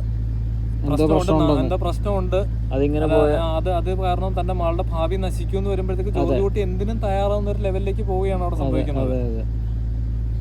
അപ്പം ഇതൊക്കെ ആലോചിച്ചപ്പോഴത്തേക്കാണ് ഇപ്പൊ ഞാൻ പറയും ഇങ്ങനെ കൂട്ടിച്ചേർക്കേണ്ട ഒരുപാട് സാധനങ്ങളുണ്ട്. പിന്നെ ഇത് കൂടാതെ മോഹൻലാൽ ഇപ്പം റിച്ച് ഫാമിലി ആണല്ലോ, അതിലേക്ക് വരുമ്പം ജോർജ് കുട്ടിയുടെ ഫാമിലിയിൽ ഒരു CCTV വെച്ചിട്ടില്ല. പറമ്പിൽ ആൾ കയറുന്നുണ്ടല്ലോ. അപ്പൊ നമ്മൾ സ്വാഭാവികമായിട്ടും ചിന്തിക്കും ഇത്രയും കെയർഫുൾ ആയിട്ടുള്ള ജോർജ് കുട്ടി എന്തുകൊണ്ട് CCTV വെക്കുന്നില്ലെന്ന കാര്യം. അതിന് ജോർജ് കുട്ടി എന്താണെന്ന് ആലോചിക്കണം അതിന് ഉത്തരം കിട്ടണമെങ്കിൽ. കാരണം പുള്ളിയുടെ സിനിമാ തിയേറ്ററിൽ CCTV വെച്ചിരുന്നു. എന്തിനു വേണ്ടിയിട്ടാ? അതിന്റെ ഓപ്പോസിറ്റ് ഇരിക്കുന്ന പോലീസ് സ്റ്റേഷനിൽ എന്താണ് നടക്കുന്നതെന്ന് അറിയാനായിട്ട്. പുള്ളി അത് നോക്കിക്കൊണ്ടിരുന്നത് എങ്ങനെയാ? പുള്ളിയുടെ ഫോണില് അല്ലേ എന്ത് നടക്കുന്ന പുള്ളി ഫോണില്. അതായത് പുള്ളിക്ക് വ്യക്തമായിട്ട് അറിയാം റിമോട്ട് ആക്സസ് ഉള്ള സാധനമാണ് ഈ CCTV എന്നുള്ളത്. തന്റെ വീട്ടിൽ കൊണ്ട് ഇങ്ങനെ ഒരു സാധനം ഇട്ട് വെക്കുന്നത് പുള്ളി ഒരു ബോംബ് വെക്കുന്നതിന് തുല്യമല്ലേ? ആർക്ക് വേണം സ്വന്തം വീട്ടിൽ നിന്ന്. കാര്യം ഇവര് അറിയാതെങ്കിലും ഏതെങ്കിലും സംഭാഷണത്തിൽ ഇതൊക്കെ വന്നു പോകും എപ്പോഴെങ്കിലും. ഈ സാധനമല്ല. അപ്പം ചോദിക്കും അതിപ്പോ ഓഫ്ലൈനാക്കി വെച്ചാൽ പോരെന്ന്. എന്നാലും തെളിവല്ലേ? 3 മാസം സാധനം റെക്കോർഡ് ചെയ്ത് വെക്കും. റെക്കോർഡ് ചെയ്യുന്നില്ല, ഇനി റെക്കോർഡ് ഓഫ് ചെയ്ത് വെക്കാന്ന് പറഞ്ഞാൽ പിന്നെ CCTV വെക്കേണ്ട കാര്യമില്ല അല്ല. അപ്പൊ അങ്ങനെ വരുവാണെങ്കിൽ ഇത് റിമോട്ട്ലി ആർക്കും ആക്സസബിൾ ആണെന്നുള്ള കാര്യമാണ്. കാരണം അതിനെപ്പറ്റി പുള്ളി വെൽ അവെയർ എന്നുള്ളതിന്റെ ഏറ്റവും വലിയ ഉദാഹരണമാണ് CI സാബുവിനെ പുള്ളി കൂടെ നിർത്തുന്നത്. എന്നിട്ട് സാറേ നമുക്ക് അവരുടെ സംഭാഷണം അവരുടെ പ്ലാൻ അറിയാൻ വേണ്ടി ടാപ്പ് ചെയ്യാനായിട്ട് പറ്റത്തില്ല എന്നൊക്കെ ചോദിക്കുന്നുണ്ട്. അതിൻ്റെയൊക്കെ അർത്ഥം പുള്ളിക്ക് ഇതിനെപ്പറ്റി അറിവുണ്ട് എന്നുള്ളത് തന്നെയാണ് കാണിക്കുന്നത്. അതൊക്കെ കുറെ ഡീറ്റെയിലിംഗിൽ വരുന്നതാണ്. ജോർജ് കുട്ടിയുടെ വീട്ടിൽ CCTV ക്യാമറ വെക്കുന്നില്ല. ജോർജ് കുട്ടിയുടെ വീട്ടിലൊരു ഡ്രൈവറില്ല. ഞാൻ കാണിക്കുന്നുണ്ട് ജോർജ് കുട്ടി പ്രൊഡ്യൂസറാണ്. എറണാകുളം തിരുവനന്തപുരം പറഞ്ഞൊക്കെ പോകുന്നതാണ്. അത് സ്വന്തമായിട്ട് ഡ്രൈവ് ചെയ്താ പോകുന്നത്. കൂടെ ആരുമില്ല, വീട്ടിൽ വേലക്കാരില്ല, ഒരു ഗാർഡനറില്ല, അങ്ങനെ ആരും തന്നെ ഇല്ല. ഇവര് പുള്ളി അത്രത്തോളം ഓൾറെഡി വേലക്കാരനെ വെച്ച് പണി കിട്ടിയാണ്. കഴിഞ്ഞ വേലക്കാരല്ല, അടുത്ത ഫാമിലി ആയിട്ട് ഒരു ബന്ധം സ്ഥാപിച്ചതിന്റെ പ്രശ്നം എന്താണെന്ന് അവർ അറിഞ്ഞു. അപ്പം തന്റെ കുടുംബത്തിൽ നിന്ന് ഒന്നും തന്നെ ലീക്കാകാൻ പാടില്ല എന്നുള്ളത് കൊണ്ട് തന്നെയാണ് പുള്ളിയെ തീരുമാനിച്ചു വെച്ചിരിക്കുന്നത്. അപ്പൊ ഈ സിനിമയെ പറ്റി ആൾക്കാർ പുറത്ത് പറയുമ്പോൾ ഏറ്റവും കൂടുതൽ എടുത്തു പറയുന്ന ഒരു സാധനമാണ്. കാരണം പഴയ പടത്തിലെല്ലാം ജോർജ് കുട്ടി ഭയങ്കര കെയർഫുൾ ആയിരുന്നു കാര്യങ്ങൾ. ഇതിനകത്തൊന്നും പുള്ളി ഒന്നും ചെയ്യുന്നില്ലെന്ന്. പക്ഷെ ഇതിനകത്ത് പുള്ളി ചെയ്യുന്നതാണ് ആക്ച്വലി അതിനേക്കാളെല്ലാം കൂടുതൽ. കാരണം ഇതിന്റെ ഈ സംഭവം എവിടെ പോയാണ് അവസാനിക്കാൻ പോകുന്നതെന്ന് ജോർജ് കുട്ടി കൃത്യമായിട്ടുള്ള ധാരണ ഉണ്ടായിരുന്നു. അത് ഞാൻ പറയുന്നതിന് മുമ്പ് വേറൊരു കാര്യം പറയണം. ഇപ്പൊ ഞാൻ പറഞ്ഞല്ലോ, ഈ പറയുന്ന ഇവര് തമ്മിലെല്ലാം ലിങ്ക് ഉണ്ടെങ്കിൽ എന്തിന് ഈ മത്തായിച്ചൻ എന്ന് പറയുന്ന ക്യാരക്ടർ തന്നെ ഈ നമ്പർ കൊണ്ട് ജോർജ് കുട്ടിക്ക് കൊടുക്കണം? മുടക്കുന്ന ആളുടെ ഇവരുടെ പ്ലാനിങ് ആണെന്നുണ്ടെങ്കിൽ ഇവരെല്ലാം ഒറ്റ ടീമിലുള്ളവരാ. ഇവര് തന്നെ അങ്ങനെ കൊടുക്കാൻ പാടില്ലല്ലോ. അവിടെ അങ്ങനെ തന്നെ വരുന്നതാണ് അവരായി സഹദേവന് ഇവരുമായിട്ടുള്ള ലിങ്ക്. ജീപ്പിന്റെ ഫോൺ നമ്പർ എടുത്ത് കൊടുക്കുന്നത്. അതും പ്രശ്നം വരും. അതുപോലെ തന്നെ കോൺട്രഡിക്ഷൻ വരുന്നൊരു സാധനമാണ് പ്ലാൻ എന്ന് പറയുന്നത്. ഈ പറഞ്ഞ പ്രഭാകർ പ്ലാൻ ചെയ്യുന്നത് ഇവനെ കൊണ്ട് കല്യാണം കഴിപ്പിക്കുക, അന്നത്തെ രാത്രിയിൽ ഈ പരിപാടി എക്സിക്യൂട്ട് ചെയ്യുക എന്നുള്ളത്. അങ്ങനെയാണെന്ന് അത് നല്ല രീതിയിൽ പോയിക്കൊണ്ടിരിക്കുമ്പോൾ തന്നെ, കൃത്യമായ രീതിയിൽ പോയിക്കൊണ്ടിരിക്കുമ്പോൾ തന്നെ എന്തിനാണ് പ്രഭാകർ തന്നെ കല്യാണത്തിന് മുമ്പ് ഇവരെ മറ്റേ കേസ് കൊണ്ടുവന്ന് ഇവരെ കൊണ്ട് അറസ്റ്റ് ചെയ്യിക്കണം എന്ന് പറയുന്നത് എന്തിനു വേണ്ടിയിട്ടാണ്? അത് ഭയങ്കര കോൺട്രഡിക്ഷൻ അല്ലേ? അത് പേടിപ്പിക്കാൻ വേണ്ടി ചെയ്തതാണെന്ന് പറഞ്ഞു കഴിഞ്ഞാൽ പ്രശ്നം എന്താണെന്ന് വെച്ച് കഴിഞ്ഞാൽ ഇത് പ്രഭാകറിന്റെ കയ്യിലിരിക്കുന്ന സാധനമല്ല, ഇത് കോടതിയിൽ ചെന്നപ്പോഴുള്ള സാധനമാണ്. അന്ന് ചെന്നപ്പോഴത്തേക്ക് ഇവര് പല രേഖകൾ അവിടെ കൊടുക്കുന്നുണ്ട്. അപ്പം ജഡ്ജി പറയുവാണ്, അയ്യോ ഇതിനകത്ത് ഇങ്ങനെ ഒരു ത്രട്ട് ഉണ്ട്, ഒരു കാര്യം ചെയ്യും, അവരെ അറസ്റ്റ് ചെയ്തോ, കല്യാണം നടത്താൻ അറസ്റ്റ് ചെയ്തോന്ന് പറഞ്ഞിട്ടുണ്ടെങ്കിൽ പ്ലാൻ മുഴുവൻ തെറ്റിയില്ലേ? അപ്പൊ ഇതൊന്നും നടക്കത്തില്ല. പക്ഷെ ഇത് സ്ട്രോങ് ആയിട്ട് ഇത് വേറെ ആരെങ്കിലും ആണ് ശ്രമിക്കുന്നതെങ്കിൽ നമുക്ക് മനസ്സിലാക്കാം അറസ്റ്റ് ചെയ്യിക്കാൻ. ഇത് മെയിൻ പ്ലാൻ ഇരിക്കുമ്പോൾ തന്നെ പുള്ളി തന്നെയാണ് ഈ സൈഡിൽ കൂടെ ചെയ്യുന്നത്. അപ്പൊ അതെന്തിനാ അങ്ങനെ ചെയ്യുന്നത്? അതെന്ന് വെച്ച് കഴിഞ്ഞാൽ അപ്പൊ നമ്മൾ രണ്ടു വശം ആലോചിക്കണം. ശരിക്കും അവിടെ ജഡ്ജ് മൂളിയിട്ട് ഇവരെ അറസ്റ്റിലേക്ക് പോകുമായിരുന്നെങ്കിൽ എന്ത് സംഭവിച്ചേനെ?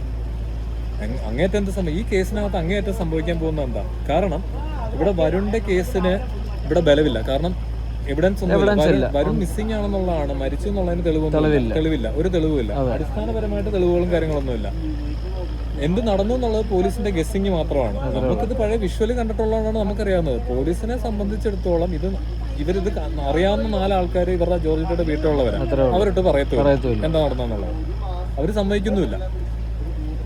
ഇനി പോസിബിൾ ആയിട്ടുള്ള സംഭവം എന്ന് വെച്ച് കഴിഞ്ഞാൽ അവർക്കും അറിയില്ല, ജോർജ് കുട്ടിക്ക് മാത്രമേ അറിയുള്ളൂ. ജോർജ് കുട്ടിക്ക് മാത്രമേ അറിയത്തുള്ളൂ.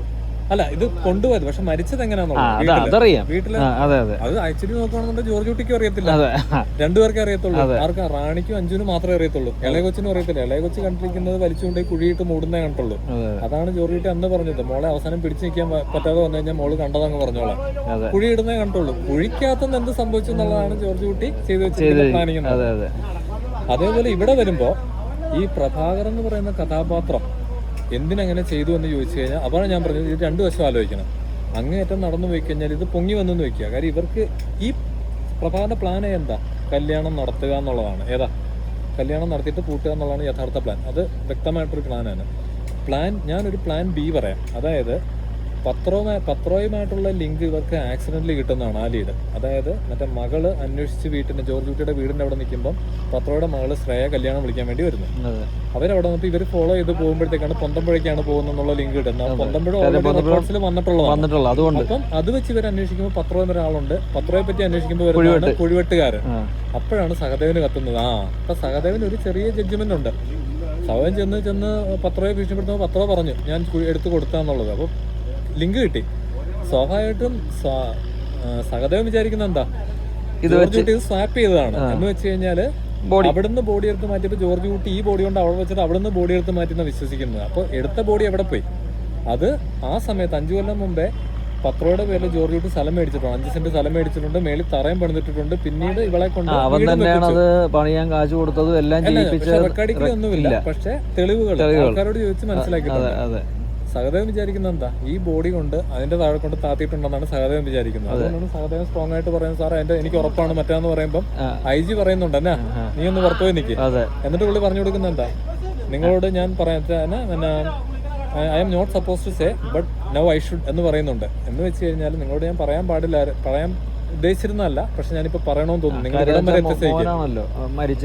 വരെ ഇപ്പൊ ഞാൻ പറയണം എന്ന് വിചാരിക്കുന്നത്. കാരണം ഈ സംഭവങ്ങൾ നടക്കുന്ന സമയത്ത് ജോർജ് കുട്ടി 35 ലിറ്റർ ആസിഡ് മേടിച്ചിട്ടുണ്ടായിരുന്നു. പൊന്തമ്പുഴ ഫോറസ്റ്റ് വരെ എത്തിയിട്ടുമുണ്ട് പുള്ളി. എന്തിനാണ് അവിടെ പോയത്? അപ്പം അവിടെ പുള്ളി അത് കൊണ്ടുപോയി ലയിപ്പിച്ച് കളഞ്ഞു എന്നുള്ളത്. ഇനി അത് കഴിഞ്ഞിട്ട് എല്ലാ മാസം 5 ലിറ്റർ വെച്ച് പിന്നെ മേടിച്ചിട്ടുണ്ട്, റബ്ബർ കർഷകനായതുകൊണ്ട്. എന്തിനാണ് 35 ലിറ്റർ ഒരുമിച്ച് മേടിച്ചത്? എന്തിനാണ്? അപ്പൊ അതിന്റെ മീനിങ് എന്ന് വെച്ച് കഴിഞ്ഞാൽ പുള്ളിന്റെ റിമൈനിങ്സ് ഒന്നും കിട്ടാനായിട്ട് പോകുന്നില്ല. നിങ്ങൾക്ക് ആവശ്യമുള്ള കർമ്മം ചെയ്യാനുള്ള സന്നിട്ട് ബാക്കി പുള്ളി അലിയിച്ച് കളഞ്ഞു. ഇനി അതിനെ തെളിവില്ല, അത് പൊക്കാൻ പറ്റത്തില്ല. അപ്പോഴാണ് പ്രഭാകർ ചോദിക്കുന്നത്, നമുക്ക് സാഹചര്യ തെളിവുകൾ വെച്ച് പിടിക്കാൻ മേലെ എന്ന് വെച്ചാൽ പത്രം എടുത്തു കൊടുത്ത ബോഡി അതെവിടുത്തെ പൊന്തമ്പുഴയിലെ അതിന്റെ DNA റിപ്പോർട്ട് ഇവർക്ക് ഓൾറെഡി കിട്ടിയിട്ടുണ്ട്. അത് വെച്ചാണല്ലോ വരുണ്ട അല്ലെന്ന് പറയുന്നത്. മരിച്ച ചെറുക്ക് അവർ ഈ DNA റിപ്പോർട്ട് അവർ അച്ഛന്റെ അമ്മയുടെ ആയിട്ട് ക്രോസ് ചെക്ക് ചെയ്ത് കഴിഞ്ഞാൽ ഇത് മരിച്ച ചെറുക്കൻ ഇന്ന തന്നെയാണെന്ന് മനസ്സിലാവും. അപ്പൊ ജോർജ് കുട്ടി ആൻസറബിൾ ആണ്. എന്തിനാ ഇയാളുടെ കയ്യിൽ നിന്ന് ഈ ബോഡി എന്തിനാ മേടിച്ചു എന്നുള്ളതിന് ജോർജ് കുട്ടി ഉത്തരം പറയേണ്ടി വരും. അങ്ങനെ ക്രോസ് ക്വസ്റ്റ്യൻ ചെയ്ത് കഴിഞ്ഞാൽ ജോർജ് കുട്ടിക്ക് സമ്മതിക്കേണ്ടി വരും. ഫാമിലിയെ വിട്ടുകൊടുക്കുമെന്ന് തോന്നുന്നുണ്ടോ ജോർജ് കുട്ടി? ഇല്ല. അങ്ങേറ്റ ജോർജ് കുട്ടി എന്ത് ചെയ്യും? ഞാൻ ഏറ്റെടുക്കും. ജോർജ് കുട്ടി ആ കേസ് ഓൾറെഡി പറഞ്ഞു കഴിഞ്ഞു എന്താണ് നടന്നതെന്ന്. ആരാ കഴിഞ്ഞ പാർട്ടില് ഞാൻ വീട്ടിൽ ചെന്ന് കയറുമ്പോഴത്തേക്കും ഒരുത്തൻ പതുങ്ങി നിൽക്കുന്നു, ആരാന്നറിയാതെ ഞാൻ ചെന്ന് അടിച്ചു, അവൻ ചത്തുപോയി. പിന്നീട് മനസ്സിലായത് ഇങ്ങനെ ഇന്ന വലിയ ഫാമിലിയിലെ അംഗം വന്നു, അപ്പൊ ഞങ്ങളുടെ കുടുംബം ശിഥിലമാക്കുമെന്ന് തോന്നിയപ്പോ ഞാൻ ഇങ്ങനെയൊക്കെ ചെയ്തു പോയി. ജോർജ് കുട്ടി കൺഫസ് ചെയ്യും. കൺഫസ് ചെയ്താൽ സംഭവിക്കാൻ പോകുന്നത് എന്താ? സംഭവിക്കും. അല്ല, അത് വാദിക്കുന്നവരാ വക്കീല് പറയും ജോർജ് കുട്ടിയുടെ ഫാമിലി പുറത്ത് വഴി വെച്ച് സെൽഫ് ഡിഫൻസിന്റെ ഭാഗമായിട്ട് വന്നതുകൊണ്ട് അതിന്റെ പേരിൽ വലിയ കേസൊന്നും വരത്തില്ല. ചെറിയ എന്തെങ്കിലും സംഭവം വന്നാലേ നമുക്ക് എന്താ ശിക്ഷ നമുക്ക് അറിയത്തില്ല, എന്റെ നിയമവശം അറിയത്തില്ല. പക്ഷെ വലിയ സെൽഫ് ഡിഫൻസിന്റെ ഭാഗമായിട്ട് അവർ വായിച്ച് സ്ഥാപിക്കും. ജോർജ് കുട്ടി ശിക്ഷ കിട്ടാൻ പോകുന്ന എന്താ? തെളിവ് നശിപ്പിച്ചു, കോടതിയെ മിസ്ലീഡ്, എല്ലാവരും പോലീസിനെ മിസ്ലീഡ് ചെയ്തു, കോടതിയെ കബളിപ്പിച്ചു. ഈ പറഞ്ഞ പോലെ തെളിവ് നശിപ്പിച്ചുള്ള ശിക്ഷയാണ് പുള്ളിക്ക് കിട്ടാൻ പോകുന്നത് അല്ലേ? പ്രഭാകരനും അറിയാം ഇത് എവിടെ പോയാൽ ചെയ്യുന്നത്, ജോർജ് കുട്ടിയിലേക്ക് എത്തിക്കാം എന്നുള്ള കാര്യം അറിയാം. ഓക്കെ, 2 കാര്യങ്ങളാണ്. ഒന്ന്, ഇത് നടന്ന് കിട്ടിക്കഴിഞ്ഞാൽ ഗുണമെന്ന് വെച്ച് കഴിഞ്ഞാൽ ആ പേരിൽ തന്നെ ജോർജ് കുട്ടി അകത്ത് പോകും. ഓക്കെ, അതൊന്ന് ജഡ്ജി യെസ് പറഞ്ഞു കഴിഞ്ഞാൽ യെസ് പറഞ്ഞു കഴിഞ്ഞാൽ ഇത് അങ്ങേറ്റം ഇത് പോസിബിലിറ്റിയാണ് നമ്മൾ നോക്കുന്നത്. അങ്ങേറ്റം യെസ് പറഞ്ഞ് അകത്ത് വന്ന് ക്രോസ് ക്വസ്റ്റ്യൻ ചെയ്ത് സമ്മതിക്കേണ്ടി വരും. മകളെ വിട്ടുകൊടുക്കുമെന്ന് തോന്നുന്നുണ്ടോ? ഇല്ല, മകളെ വിട്ടുകൊടുക്കാതിരിക്കാൻ പുള്ളി ഏറ്റെടുക്കുന്നത്. അതാണ് സംഭവിക്കാൻ പോകുന്നത്. ഓക്കെ, അങ്ങനെയാണ്. അപ്പൊ ഞാൻ പറയും അങ്ങനെ വന്നാലും പ്രഭാകർ ഹാപ്പിയാണെന്ന് ഞാൻ പറയും. അതെ, ജസ്റ്റിസ് കിട്ടുക. പുള്ളി ആദ്യം പുള്ളിയുടെ മെയിൻ അത് പോകുന്ന എങ്ങോട്ടാ, പ്ലാൻ എ പോകുന്ന എങ്ങോട്ടാ, അഞ്ജുവിനെ ട്രാപ്പ് ചെയ്യാൻ വേണ്ടിയിട്ടാണ് പോകുന്നത്. അത് കൂട്ടുപ്രതിയായിട്ട് ജോർജ് കുട്ടിയും ചിലപ്പോൾ കിട്ടിയെന്നിരിക്കും എന്ന രീതിയിലാണ് പോകുന്നത്. കിട്ടുന്ന രീതി തന്നെയാണ് പോകുന്നത്. പക്ഷെ ഇവിടെ വരുമ്പോൾ അഞ്ജുവിനെ കിട്ടത്തില്ല. പക്ഷെ എന്നാലും ഇവൻ പ്രഭാകർ ഓക്കെ ആണെന്ന് ഞാൻ പറയും. കാര്യം എന്താണെന്നറിയാമോ? അങ്ങനെ ഉണ്ടെങ്കിൽ മാത്രമേ പുള്ളി ലാസ്റ്റ് ചോദിക്കുന്ന ചോദ്യത്തിന് പ്രസക്തി ഭാര്യയോട് ചോദിക്കുന്ന ആർ യു ഹാപ്പി എന്ന്. കാരണം അവസാനം ഇപ്പം അങ്ങനെ നടന്നില്ലെങ്കിലും അവസാനം വന്നപ്പോൾ സെയിം സാധനമല്ലേ നടന്നത്. അഞ്ജുനെ കിട്ടിയോ? ഇല്ല. നിയമത്തിന്റെ മുമ്പിൽ വന്നതാരാ? ജോർജ് കുട്ടി. അത് അന്ന് സംഭവിച്ചാലും ഇന്ന് സംഭവിച്ചാലും ഇത് തന്നെ സംഭവിക്കത്തുള്ളൂ. അങ്ങേറ്റം ഇത് അതിൽ പുള്ളി ഹാപ്പി ആണെന്നുള്ളതാണ് ഇതിനകത്ത് കാണിക്കുന്നത്. ഇൻ കേസ് ഇത് ജോർജ് കുട്ടി ഇത് അംഗീകരിക്കുന്നില്ല, ഈ കേസ് തേഞ്ഞു മാഞ്ഞു പോയെന്ന് വെക്കട്ടെ, ജോർജ് കുട്ടിക്ക് ഇവർ ഉദ്ദേശിച്ച ശിക്ഷ കിട്ടിയില്ലെന്ന് വെക്കുക, അപ്പോഴും പ്ലാനേ ഓണ. കല്യാണം മുടങ്ങുമോ? ഇല്ല. കല്യാണം മുടങ്ങില്ല. അന്നത്തെ ദിവസമല്ല ഞാൻ പറയുന്നത്, എപ്പോഴെങ്കിലും ഈ വന്ന ആലോചന മുടങ്ങിപ്പോകും.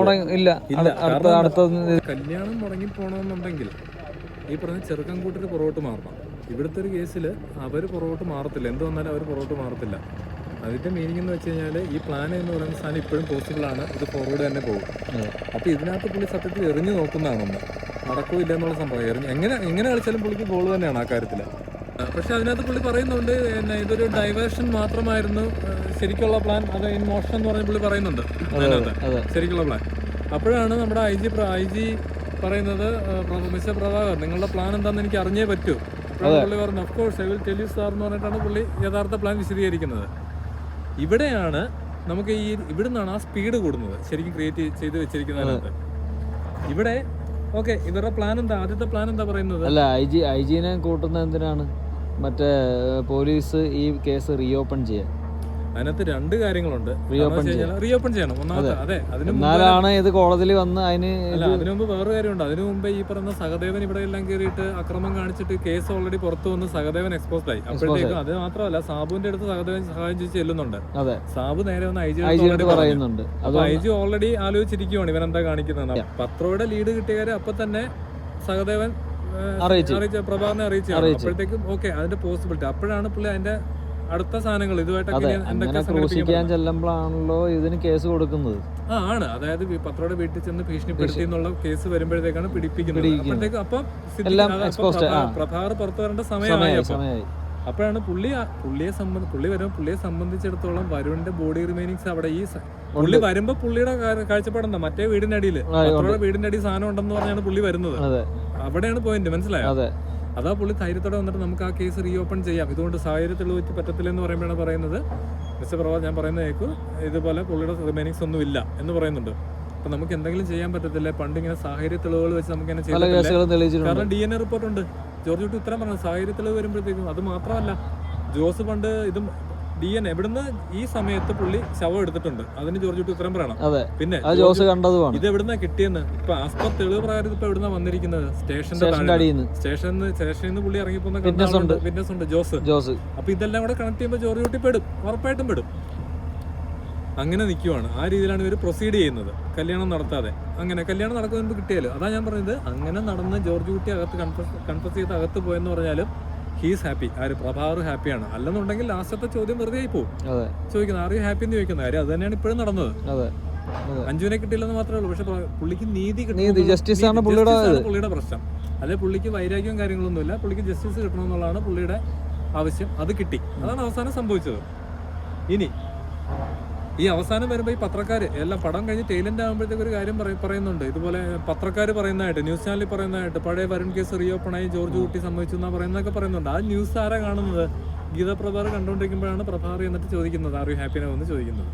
പ്രഭാകറിന്റെ പ്ലാൻ എന്ന് പറയുമ്പോൾ കല്യാണം നടത്തുക, അതായത് ഈ വീട്ടിലേക്ക് ഇങ്ങനെ ഒരു റിസോർട്ട് തന്റെ ഈ പറയുന്ന ഇവനെ കിട്ടിയ കാര്യം അടുത്തുള്ള, എന്തിനാണ് അടുത്തുള്ള ഒരു റിസോർട്ട് ചൂസ് ചെയ്തത്?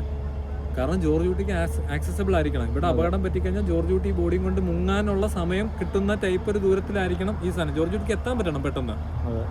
അതിനാണ് ഈ അടുത്ത് കൊണ്ട് സമ്മതിപ്പിക്കുന്നത്.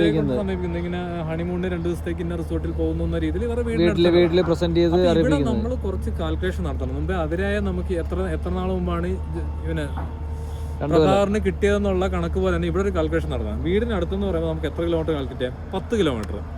കോട്ടെ 15 ഒക്കെയാണ് 10 കിലോമീറ്റർ. 10 കിലോമീറ്ററിനകത്തൊരു റിസോർട്ട് ഉണ്ട്. ഈ 10 കിലോമീറ്റർ റിസോർട്ടിലേക്ക് എത്താനായിട്ട് എത്ര സമയം വേണ്ടി വരും? എത്ര നേരം വേണ്ടി വരും വണ്ടിക്ക്? 10 kilometre 15 minute 20 minute maximum. George കുട്ടി അങ്ങോട്ട് പോകുന്ന റഷ് ഇച്ചിരി സ്പീഡിലായിരിക്കും, ധൃതിക്ക് പോകണല്ലോ, പ്രത്യേകിച്ച് രാത്രിയും കൂടെയാണ്. അപ്പൊ ഈ 15 മിനിറ്റ് എന്നുള്ളപ്പോൾ 10 മിനിറ്റ് ദൂരത്തിലാണ് ഇപ്പൊ ഈ റിസോർട്ട് ഉള്ളതെന്ന് നമുക്ക് കണക്ക് കൂട്ടാം. ഇവിടെ എത്തുന്ന അവർ ചെയ്യുന്ന പരിപാടി എന്താണ്? ഇവർ അവിടെ എത്തിയ ശേഷം തെളിവുണ്ടാക്കുവാണ് അല്ലേ. അതായത് ഈ പറയുന്ന പോലെ അവിടെയാണ് അവരായിക്ക് ഇവനെ ഇൻട്രൊഡ്യൂസ് ചെയ്ത് കൊടുക്കുന്നത്. ഈ കല്യാണം നടക്കുന്ന സമയമാകുമ്പോഴത്തേക്കും അവിടം തൊട്ട് സഹദേവന് മനസ്സിലാവും പ്ലാൻ എ ഓണായി എന്നുള്ള കാര്യം. എന്നുവെച്ചാൽ പ്ലാൻ എ ആണ് നടക്കാൻ പോകുന്നുള്ള കാര്യം മനസ്സിലായി.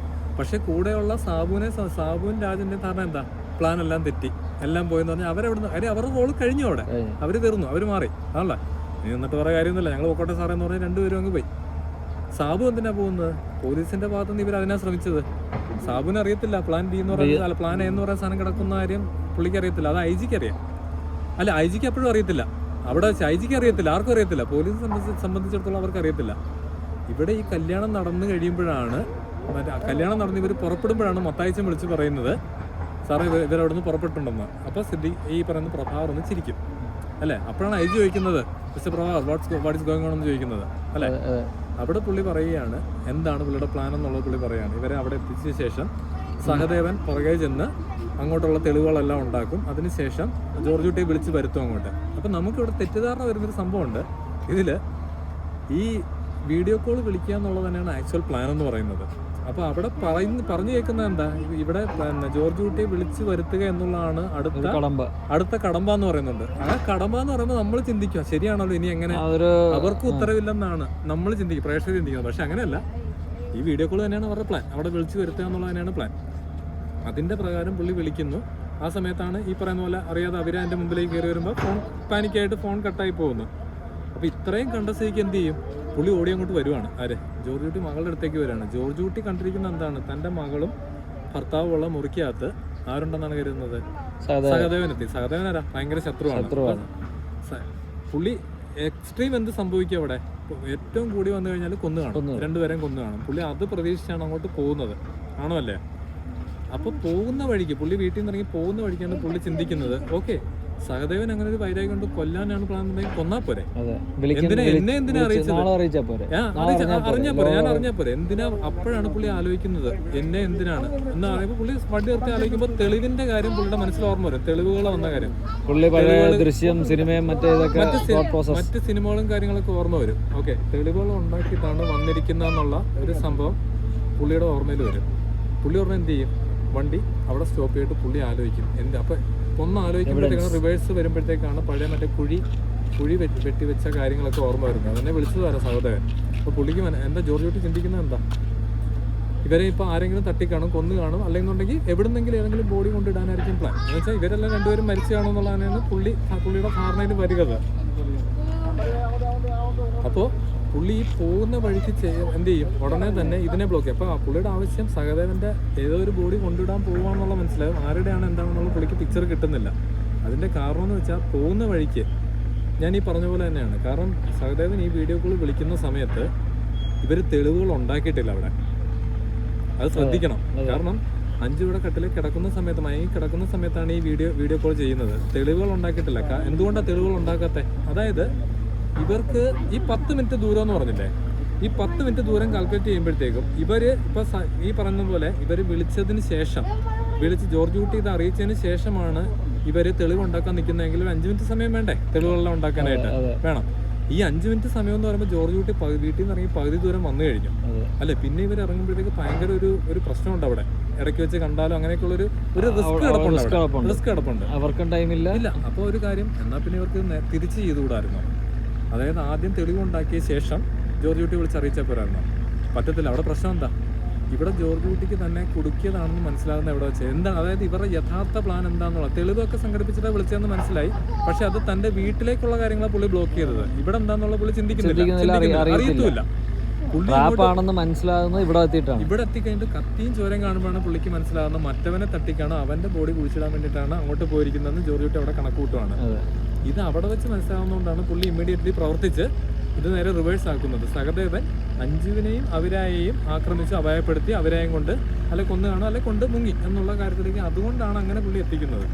അപ്പോൾ ഇവിടുത്തെ പ്രശ്നം എന്താ, ആദ്യമേ തെളിവുകൾ ഉണ്ടാക്കിയിട്ട് ജോർജ് കുട്ടിയെ വിളിച്ചു കഴിഞ്ഞാൽ ജോർജ് കുട്ടിക്ക് വീട്ടിൽ നിന്ന് അറിയാം എന്താ സംഭവം എന്നുള്ളത്. ജോർജ് കുട്ടി ഇങ്ങോട്ട് വരുമോ? ഇല്ല. അപ്പോൾ ജോർജ് കുട്ടി വേറെ ചിന്തിക്കും. അപ്പോൾ ജോർജ് കുട്ടി പ്ലാൻ എന്താണെന്ന് അറിയിക്കരുത്. അത് തന്നെയാണ് പ്രഭാകറിൻ്റെ സഹദേവൻ്റെ ഉദ്ദേശം. കാര്യം പ്രഭാകർ പറയുന്നുണ്ട്, ഒത്തിരി ഭാഗ്യവും കുറച്ച് സമയവും കൂടെ കിട്ടിക്കഴിഞ്ഞാൽ ഏതൊരാൾക്കും ചെയ്യാവുന്ന കാര്യങ്ങളെ പുള്ളി ചെയ്തിട്ടുള്ളൂ, അല്ലാതെ ഇയാൾ ഭയങ്കര ബുദ്ധിമാനാണോ ഞാൻ കരുതുന്നില്ല എന്ന് പുള്ളി പറയുന്നുണ്ട്. പക്ഷെ പുള്ളി ജോർജ് കുട്ടി ബുദ്ധിമാനാവുന്ന എവിടെയാണ്? ഇവിടെയാണ് കാര്യം. പുള്ളി നിമിഷം നേരം കൊണ്ട് പുള്ളി മനസ്സിലാക്കിയ കാര്യങ്ങൾ ആ സമയം തന്നെ പുള്ളി ഇത് റിവേഴ്സ് പ്രവർത്തിച്ചു. എത്ര നേരം കിട്ടിക്കാണും പുള്ളിക്ക്? ഒട്ടും സമയം കിട്ടിയിട്ടില്ല. നിമിഷ നേരം കൊണ്ടല്ലേ? അത് സാധാരണക്കാരനെ കൊണ്ട് നടക്കുന്ന കാര്യമാണോ? അല്ല. ശരിക്കും നമ്മൾ പ്രേക്ഷകർക്കും അവസാനം എന്താ നടക്കുന്നതെന്ന് മനസ്സിലാകുന്നുണ്ടോ? എന്താ നടക്കാത്ത കാര്യം? എന്താ? ടൈമില്ല. നമുക്ക് ആലോചിച്ച് പ്രോസസ് ചെയ്യാനുള്ള ടൈം നമുക്ക് തരുന്നില്ല. എന്ന് വെച്ചാൽ ജോർജ് കുട്ടി ആ സീനിൽ എന്താണ് അനുഭവിക്കുന്നത് അത് തന്നെ ജിത്തു ജോസഫ് എന്ന് പറഞ്ഞ ഡയറക്ടർ നമുക്ക് പ്രേക്ഷകർക്ക് വെച്ച് തന്നിരിക്കുകയാണ്. പുള്ളിയുടെ അതേ അവസ്ഥയിൽ തന്നെ നമ്മൾ ആക്കി വിട്ടിരിക്കുകയാണ് അവിടെ. അല്ലാതെ പുള്ളിക്ക് അറിയാത്ത വ്യക്തിയൊന്നും അല്ലല്ലോ. ഇവർ സമയം കൊടുത്താലേ പ്രേക്ഷകരൊക്കെ ആലോചിച്ചെടുക്കത്തുള്ളൂ എന്ന് ആലോചിച്ചെടുക്കാത്ത ഒരു വ്യക്തിയല്ല പുള്ളി. അപ്പോൾ അതാണ് അവിടെ ചെയ്തു വെച്ചിരിക്കുന്നത്. ഇവിടെ കൺഫ്യൂഷൻ വരുന്നൊരു ഭാവം എന്ന് വെച്ച് കഴിഞ്ഞാൽ അവസാനം ക്ലൈമാക്സ് കാണിക്കുമ്പോൾ നമ്മൾ ഈ IG വന്നിട്ട് പ്രഭാകരനോട് പറയുന്ന കഥയുണ്ട്. അങ്ങനെയല്ല സംഭവിച്ചത്. ഇത് വന്നപ്പോൾ ഈ പറഞ്ഞ കോള് വന്നപ്പോഴത്തേക്ക് അഞ്ചു ഉണർന്നു. അവളെ ആക്രമിച്ചിട്ടാണ് സഹദേവൻ അവിടെ നിന്ന് രക്ഷപ്പെട്ടതെന്ന്, ജോർജ് കുട്ടിയായിട്ട് രക്ഷപ്പെട്ടു എന്നുള്ള കാര്യം അവിടെ വെച്ചാണ് പറയുന്നത്. പക്ഷേ അതെന്ന് പറയുന്നത് 5 കൊടുത്ത മൊഴിയാണ്. അതായത് IG വന്ന് പ്രഭാകരനോട് പറഞ്ഞത് 5 പോലീസിന് കൊടുത്ത മൊഴിയാണ്. 5 പോലീസിന് കൊടുക്കുന്ന മൊഴി ആരുടെയാണ്? ജോർജ് കുട്ടി ക്രിയേറ്റ് ചെയ്ത കഥയാണ്. മനസ്സിലായോ അവിടെ എങ്ങനെ മാറിപ്പോയെന്ന്?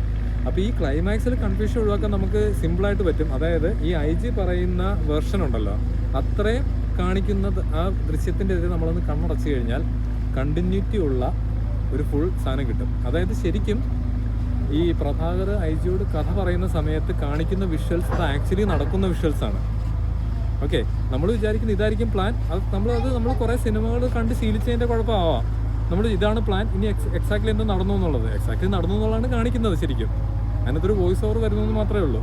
അവിടെ നമ്മളെ ഒന്ന് തിരിക്കുന്ന ഒരു ഡയലോഗ് അവിടെ വരുന്നുണ്ട്.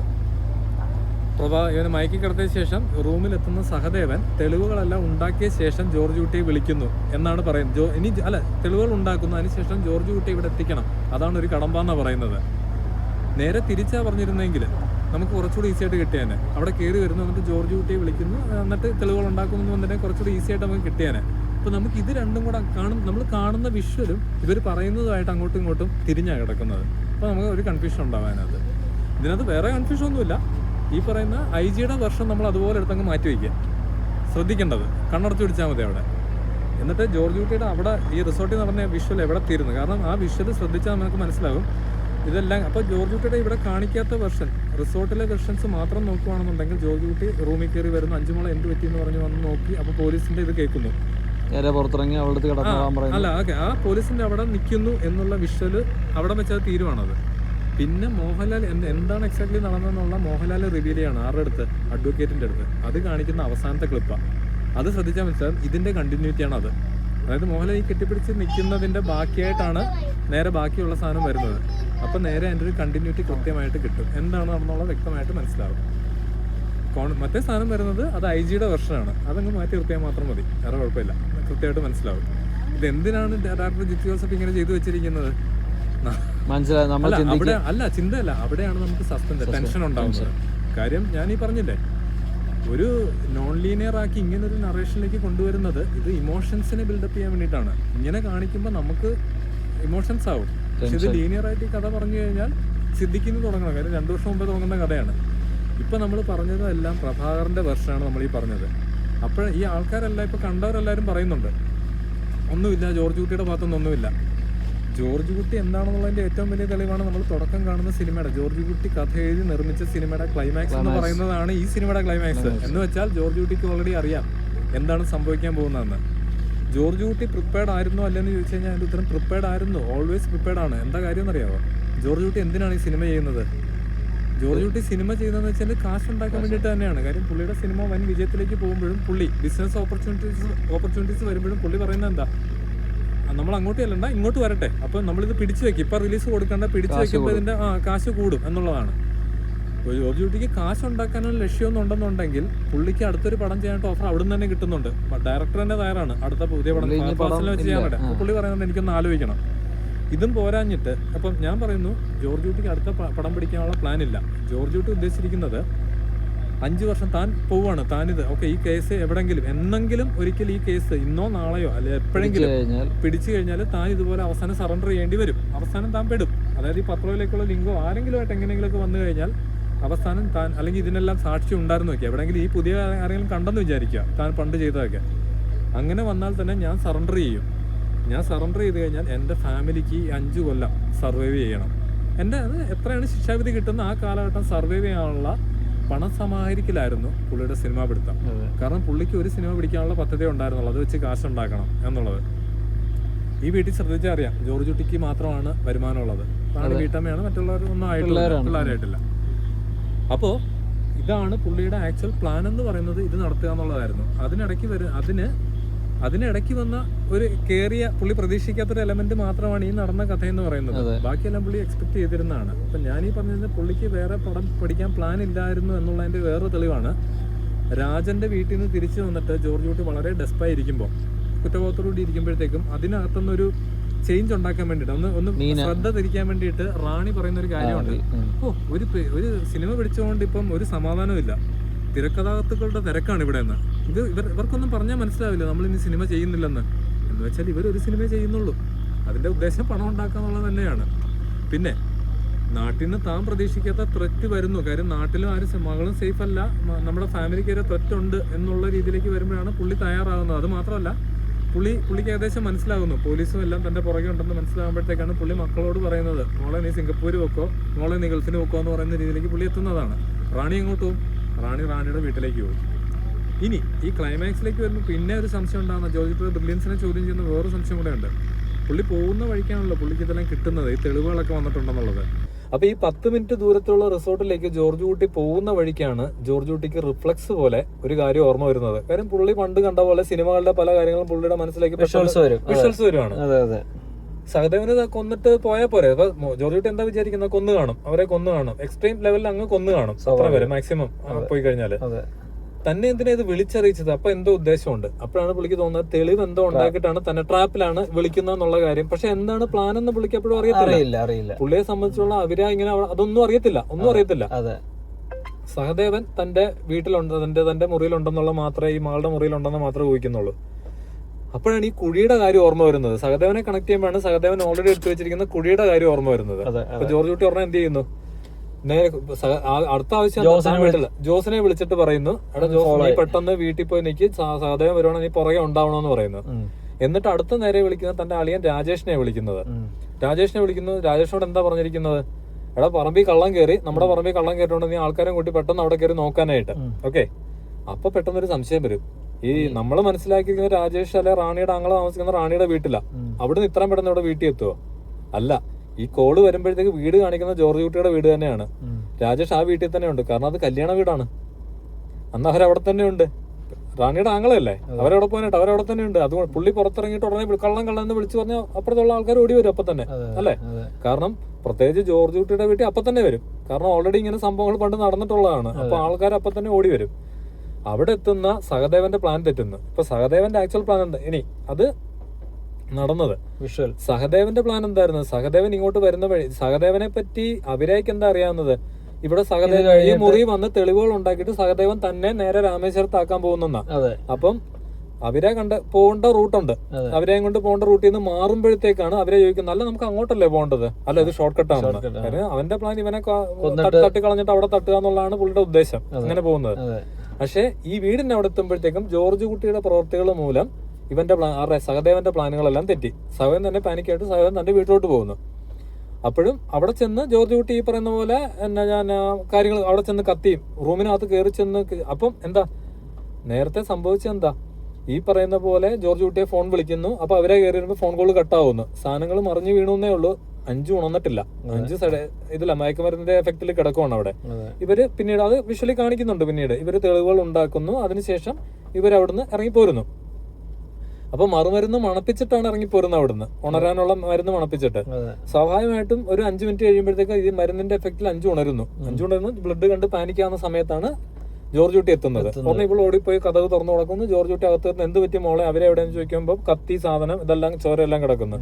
അവിടെ ജോർജ് കുട്ടിക്ക് മനസ്സിലാകും ഇവരുടെ പ്ലാൻ എന്നല്ല, ഇവര് തന്നെ ട്രാപ്പ് ചെയ്യാനാണ് വിളിച്ചു വരുത്തിയത്. അതായത് അവരെ തട്ടിക്കളഞ്ഞെന്ന് തന്നെ ആയിരിക്കും ജോർജ് കുട്ടി വിചാരിക്കുന്നത്.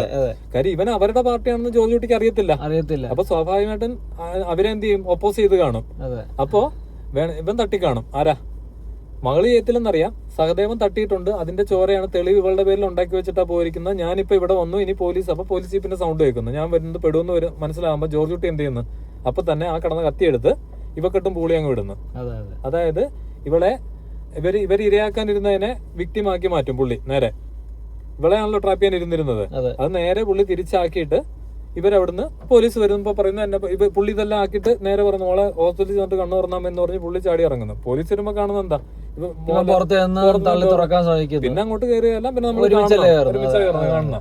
അവിടുന്നാണ് ജോർജ് കുട്ടി നേരെ എങ്ങോട്ട് പോകുന്നു, ജോസറിനെ വിളിച്ചു പറഞ്ഞ് വീട്ടിലുണ്ടെന്ന്. ഇവൻ നേരെ ജോർജ് കുട്ടി നേരെ സഹദേവന്റെ വീട്ടിൽ പോയി സഹദേവനെ പിടിക്കുന്നു. ഇവിടെ രസം എന്ന് വെച്ച് കഴിഞ്ഞാൽ തന്നെ കൊല്ലാൻ പ്ലാൻ ഉണ്ടായിരുന്ന കാര്യം അവരായിക്ക് അറിയത്തില്ല സഹദേവന്. അവിടെ വെച്ച് എങ്ങനെ അറിയുന്നത്, സഹദേവൻ പറയുവാണ്. സഹദേവൻ കൺഫസ് ചെയ്യുന്ന കേൾക്കുമ്പോഴത്തേക്കാണ് ഇവനെടുത്ത് ഓടുന്നത്. അപ്പൊ അവന് മനസ്സിലാവും പെട്ട്. കാര്യം ഇനി അവനെ നിക്കക്കള്ളിയില്ല, ജോർജ് കുട്ടിയുടെ അടുത്തും ചെല്ലാൻ പറ്റത്തില്ല. ജോർജ് കുട്ടിക്ക് കാര്യമെല്ലാം മനസ്സിലായില്ലേ, അവൻ അവിടുന്ന് ഇറങ്ങി ഓടി അങ്ങ് പോകുന്നത്. ഓക്കെ, അപ്പൊ ഇതാണ് ആക്ച്വലി നടന്ന ഇവന്റ്സ് എന്ന് പറയുന്നത്. അപ്പം ജോർജ് കുട്ടി ഇത്രയും കാലം എന്ത് ചെയ്യുമായിരുന്നു, തന്റെ കുടുംബത്തിന് സർവൈവ് ചെയ്യാനുള്ള പൈസ ഉണ്ടാക്കുമായിരുന്നു, സിനിമ പിടിക്കുമായിരുന്നു, പുള്ളി ഇതിനെല്ലാം പ്രിപ്പയർഡ് ആയിരുന്നു. ഇനി അവസാനം നടന്ന ക്ലൈമാക്സിൽ പുള്ളി ജയിലിൽ പോകുന്നവരെ തനിക്ക് എത്ര വർഷത്തെ ശിക്ഷയാണ് കിട്ടാൻ പോകുന്നത് അവര് പറയുന്നുണ്ട്. 5 വർഷം പിടിച്ചു കഴിഞ്ഞാലും ഇതാണ് അവസാനം നടക്കാൻ പോകുന്നത്. ഇതാണ് ഇത് പുള്ളിക്ക് ഓൾറെഡി പ്ലാൻ ഉണ്ട്. അത് പുള്ളി ഓൾറെഡി സിനിമയിൽ ചെയ്തു വെച്ചു. ഇനി പറ ജോർജ് കുട്ടിക്ക് എന്താ 5 വർഷം ചുമ്മാ നടക്കുമായിരുന്നോ? ജോർജ് കുട്ടി വെൽ പ്രിപ്പയർഡ് ആൻഡ് പ്ലാൻഡ് ആയിരുന്നു പുള്ളി. അതിനകത്ത് ഒരു സംശയമില്ല കാര്യത്തില്. ഇത്രയും ഞാൻ പറയുന്നത്, ഞാൻ ഈ സിനിമ തിയേറ്ററിലിരുന്ന് കണ്ട് ഈ ജിത്തു ജോസഫ് എന്ന് പറയുന്ന ഡയറക്ടർ ഒരുക്കി വെച്ച സിനിമ തിയേറ്ററിലിരുന്ന വിഷ്വലും അതിന്റെ സൗണ്ട് എഫക്ട്സും പിന്നെ അവർ പറയുന്ന ഡയലോഗും കാര്യങ്ങളും എല്ലാം വെച്ചിട്ട് ഇതെല്ലാം വെച്ചിട്ട് ഇതിൽ നിന്നാണ് എനിക്ക് മനസ്സിലായത്. അപ്പോ ഇത് ഒരു പുകയ്ക്കകത്തുനിന്ന് ഒരു സാധനമില്ല, സ്ക്രാച്ചിനകത്തുനിന്ന് ഇങ്ങനെ ഒരു സാധനം ഉണ്ടാക്കിയെടുത്ത് ഇത് ചെയ്തു വെച്ച ജിത്തു ജോസഫ് സാറിന് എന്ത് പറയണം? അതുകൊണ്ടാണ് ഞാൻ എനിക്ക് തോന്നുന്നു, ഞാൻ ഫസ്റ്റ് ദിവസം ഞാൻ തിയേറ്ററിൽ നിന്ന് ഇറങ്ങുമ്പോഴത്തേക്ക് ഞാൻ കൈയടിച്ചു ശരിക്കും. പിന്നെ ആ പടം കഴിഞ്ഞ് ഇറങ്ങി പോകുമ്പോൾ ഒരു കാര്യം ശ്രദ്ധിച്ചു. ഇപ്പൊ ഞാൻ മുമ്പേ പറഞ്ഞല്ലോ പേസ് മാറുന്നുണ്ട്. എന്തിനാണ് ഈ സമയം പ്രേക്ഷകന് ചിന്തിക്കാൻ സമയം കൊടുക്കാതെ ഇങ്ങനെ ചെയ്തതെന്നുള്ളത്. അതിന്റെ ഒരു റീസൺ ഞാൻ പറഞ്ഞു എന്തുകൊണ്ടാണ്. അത് ജോർജ് കുട്ടിയുടെ അതേ അവസ്ഥയിലേക്ക് നമ്മളെ എത്തിക്കുക എന്നുള്ളതായിരുന്നു. ഇനി ഈ പടം തീർന്ന് ജോർജ് കുട്ടി കോടതിയിൽ നിന്ന് ശിക്ഷയും മേടിച്ചിറങ്ങി പോവാണല്ലോ. ശിക്ഷ ഓക്കെ ഇവരൊന്ന് കൺഫസ് ചെയ്തിട്ട് പുള്ളി ഓക്കെ എല്ലാം അംഗീകരിച്ചിട്ട് പുള്ളി ഇറങ്ങി പോവാണ്, സറണ്ടർ ചെയ്യുവാണ്. പുള്ളിയുടെ മനസ്സിലുണ്ടാകുന്ന ഒരു ഭാരമുണ്ട് അല്ലെ. അതിന് 5 വർഷം പുള്ളി എന്താണ് എങ്ങനെയാണെന്ന് പുള്ളിക്ക് അറിയത്തില്ല. പുള്ളി എല്ലാം ഓക്കെ പ്രിപ്പയർഡ് ആയിരുന്നു. എന്നിരുന്നാലും പുള്ളി സറണ്ടർ ആയിട്ട് പുള്ളി ഇറങ്ങി പോവാണ്. ഒരു തണുത്ത മനസ്സോടെയാണ് പുള്ളി ഇറങ്ങി പോകുന്നത്. ആ ഒരു ബാക്ക്ഗ്രൗണ്ട് സ്കോറാണ്. അതേ സമയം തന്നെയാണ് പോലീസുകാർക്ക് ആർക്ക് ഐജിക്കും പ്രഭാകരന് റിവീൽ ആകുന്നത്. ജോർജ് കുട്ടി നമ്മൾ വിചാരിച്ച പോലെ ഭാഗ്യവാനൊന്നും അല്ല, പുള്ളിയുടെ തന്നെ പ്ലാനാന്നുള്ളത്. ശരിക്കും അവിടെ ഒരു വലിയൊരു ബാക്ക്ഗ്രൗണ്ട് സ്കോറും കാര്യങ്ങളും കൊണ്ടുവന്നു കഴിഞ്ഞാൽ ആൾക്കാർ കൈയടിക്കും, ശരിക്കും കൈയടിക്കും. ഈ പറയും വേറെ ലെവൽ. പക്ഷെ ഇത് പ്രോട്ട് എത്രത്തോളം ചിന്തിക്കും എന്നുള്ളത് കണ്ടെടുക്കുക അറിയണം, അത് സഞ്ചരിക്കണം ശരിക്കും. പക്ഷെ അവിടെ ആൾക്കാർ കൈയടിക്കും. പക്ഷെ എന്തിന് ഒരു സൈലന്റ് ആയിട്ട് ഒരു സ്ട്രിങ്സിന്റെ ബാക്ക്ഗ്രൗണ്ട് മാത്രം കൊടുത്ത് അവിടുന്ന് ഇങ്ങനെ കൊണ്ടൊരു എൻഡിങ്ങിൽ കൊണ്ട് നിർത്തി എന്ന് വെച്ചാൽ ജോർജ് കുട്ടി അവിടെ നിന്ന് ഇറങ്ങിപ്പോകുന്ന അതേ മാനസികാവസ്ഥയിലാണ് നമ്മളെ തിയേറ്ററിൽ നിന്ന് ഇറക്കി വിടുന്നത്. അത് ജിത്തു ജോസഫ് എന്ന് പറഞ്ഞ ഡയറക്ടർ ബ്രില്യൻസ് തന്നെയാണ്. അദ്ദേഹം ആഗ്രഹിച്ചിരുന്നു മനുഷ്യൻ അങ്ങനെ ഇറങ്ങി പോയാൽ മതി. അല്ല അദ്ദേഹത്തിന് അറിയാത്ത കാര്യമൊന്നും അല്ലല്ലോ ബാക്ക്ഗ്രൗണ്ട് സ്കോർ ചെയ്തു വെച്ചാൽ കൈയടി കിട്ടും എന്നുള്ള കാര്യം. എന്തിനെങ്ങനെ ചെയ്തു വെച്ചെന്ന് വെച്ചാൽ അത് തന്നെയാണ് അതിന്റെ കൃത്യമായിട്ടുള്ള എൻഡിങ്. അപ്പോൾ അത് ഓരോ ഡയറക്ടറുടെ കാഴ്ചപ്പാടാണ് അതെങ്ങനെ ചെയ്യണമെന്നുള്ളത്. അത് ആ രീതിയിൽ തന്നെ നല്ല രീതിക്ക് ചെയ്തു വെച്ചിട്ടുണ്ട്. ഇപ്പൊ ദൃശ്യം 3 എന്ന് പറഞ്ഞു കഴിഞ്ഞാൽ എങ്ങനെ നോക്കിയെന്ന് പറഞ്ഞാലും ദൃശ്യം 1, ദൃശ്യം 2 ഈ 2 സിനിമയോടും അതിൽ ഒരുപടി മേളിൽ നിൽക്കുന്ന ഒരു റിവേഴ്സിബിൾ ത്രില്ലർ സിനിമയാണ് അത്. കാരണം ഇത് കണ്ടതിലുപരി നമ്മൾ ചിന്തിക്കാനായിട്ട് അതിന്റെ 4 ഇരട്ടി കാര്യങ്ങളുണ്ട് അതിനകത്ത്. ഇത്രയും കാര്യങ്ങൾ അദ്ദേഹം അതിനകത്ത് ചെയ്തു വെച്ചിരിക്കുന്നതുകൊണ്ടാണ് നമുക്കിത് കൺവിൻസിങ് ആയിട്ട് ഇരിക്കുന്നത്. ഇല്ലെന്നുണ്ടെന്നുണ്ടെങ്കിൽ ഇതിനകത്ത് കാണിച്ചിരിക്കുന്ന എല്ലാം കുറെ ഏറ്റക്കുറച്ചിലുകളും പിന്നെ മുഴച്ചിരിക്കുന്നതായിട്ട് നമുക്ക് ഒരുപാട് ഫീൽ ചെയ്യും.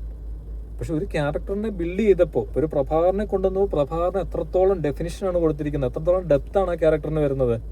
ഒരു രാജനെ കൊണ്ടുവന്നപ്പോൾ ഈ പറയുന്ന ഇവരെ കൊണ്ടുവന്ന ഈ മത്തായിച്ചനെ ഉൾപ്പെടുന്ന ബ്രോക്കേഴ്സിന്റെ ഗ്രൂപ്പിനെ കൊണ്ടുവരുമ്പോൾ അതിന് എത്ര ലേയേഴ്സാണ്, എങ്ങനെയൊക്കെയാണ് ഡിവൈഡ് ചെയ്ത് കൊടുത്തിരിക്കുന്ന ഓരോരുത്തർക്കും ഓരോ കാര്യങ്ങൾ. കാരണം ഇത് എവിടെയെങ്കിലും ഒന്ന് അങ്ങോട്ടോ ഇങ്ങോട്ടോ ഒരു ഡയലോഗിന്റെ ഒരു വാക്കിന്റെ സ്ലിപ്പ് വന്നു കഴിഞ്ഞാൽ ഇതൊക്കെ ചേർച്ചക്കുറവ് വരും.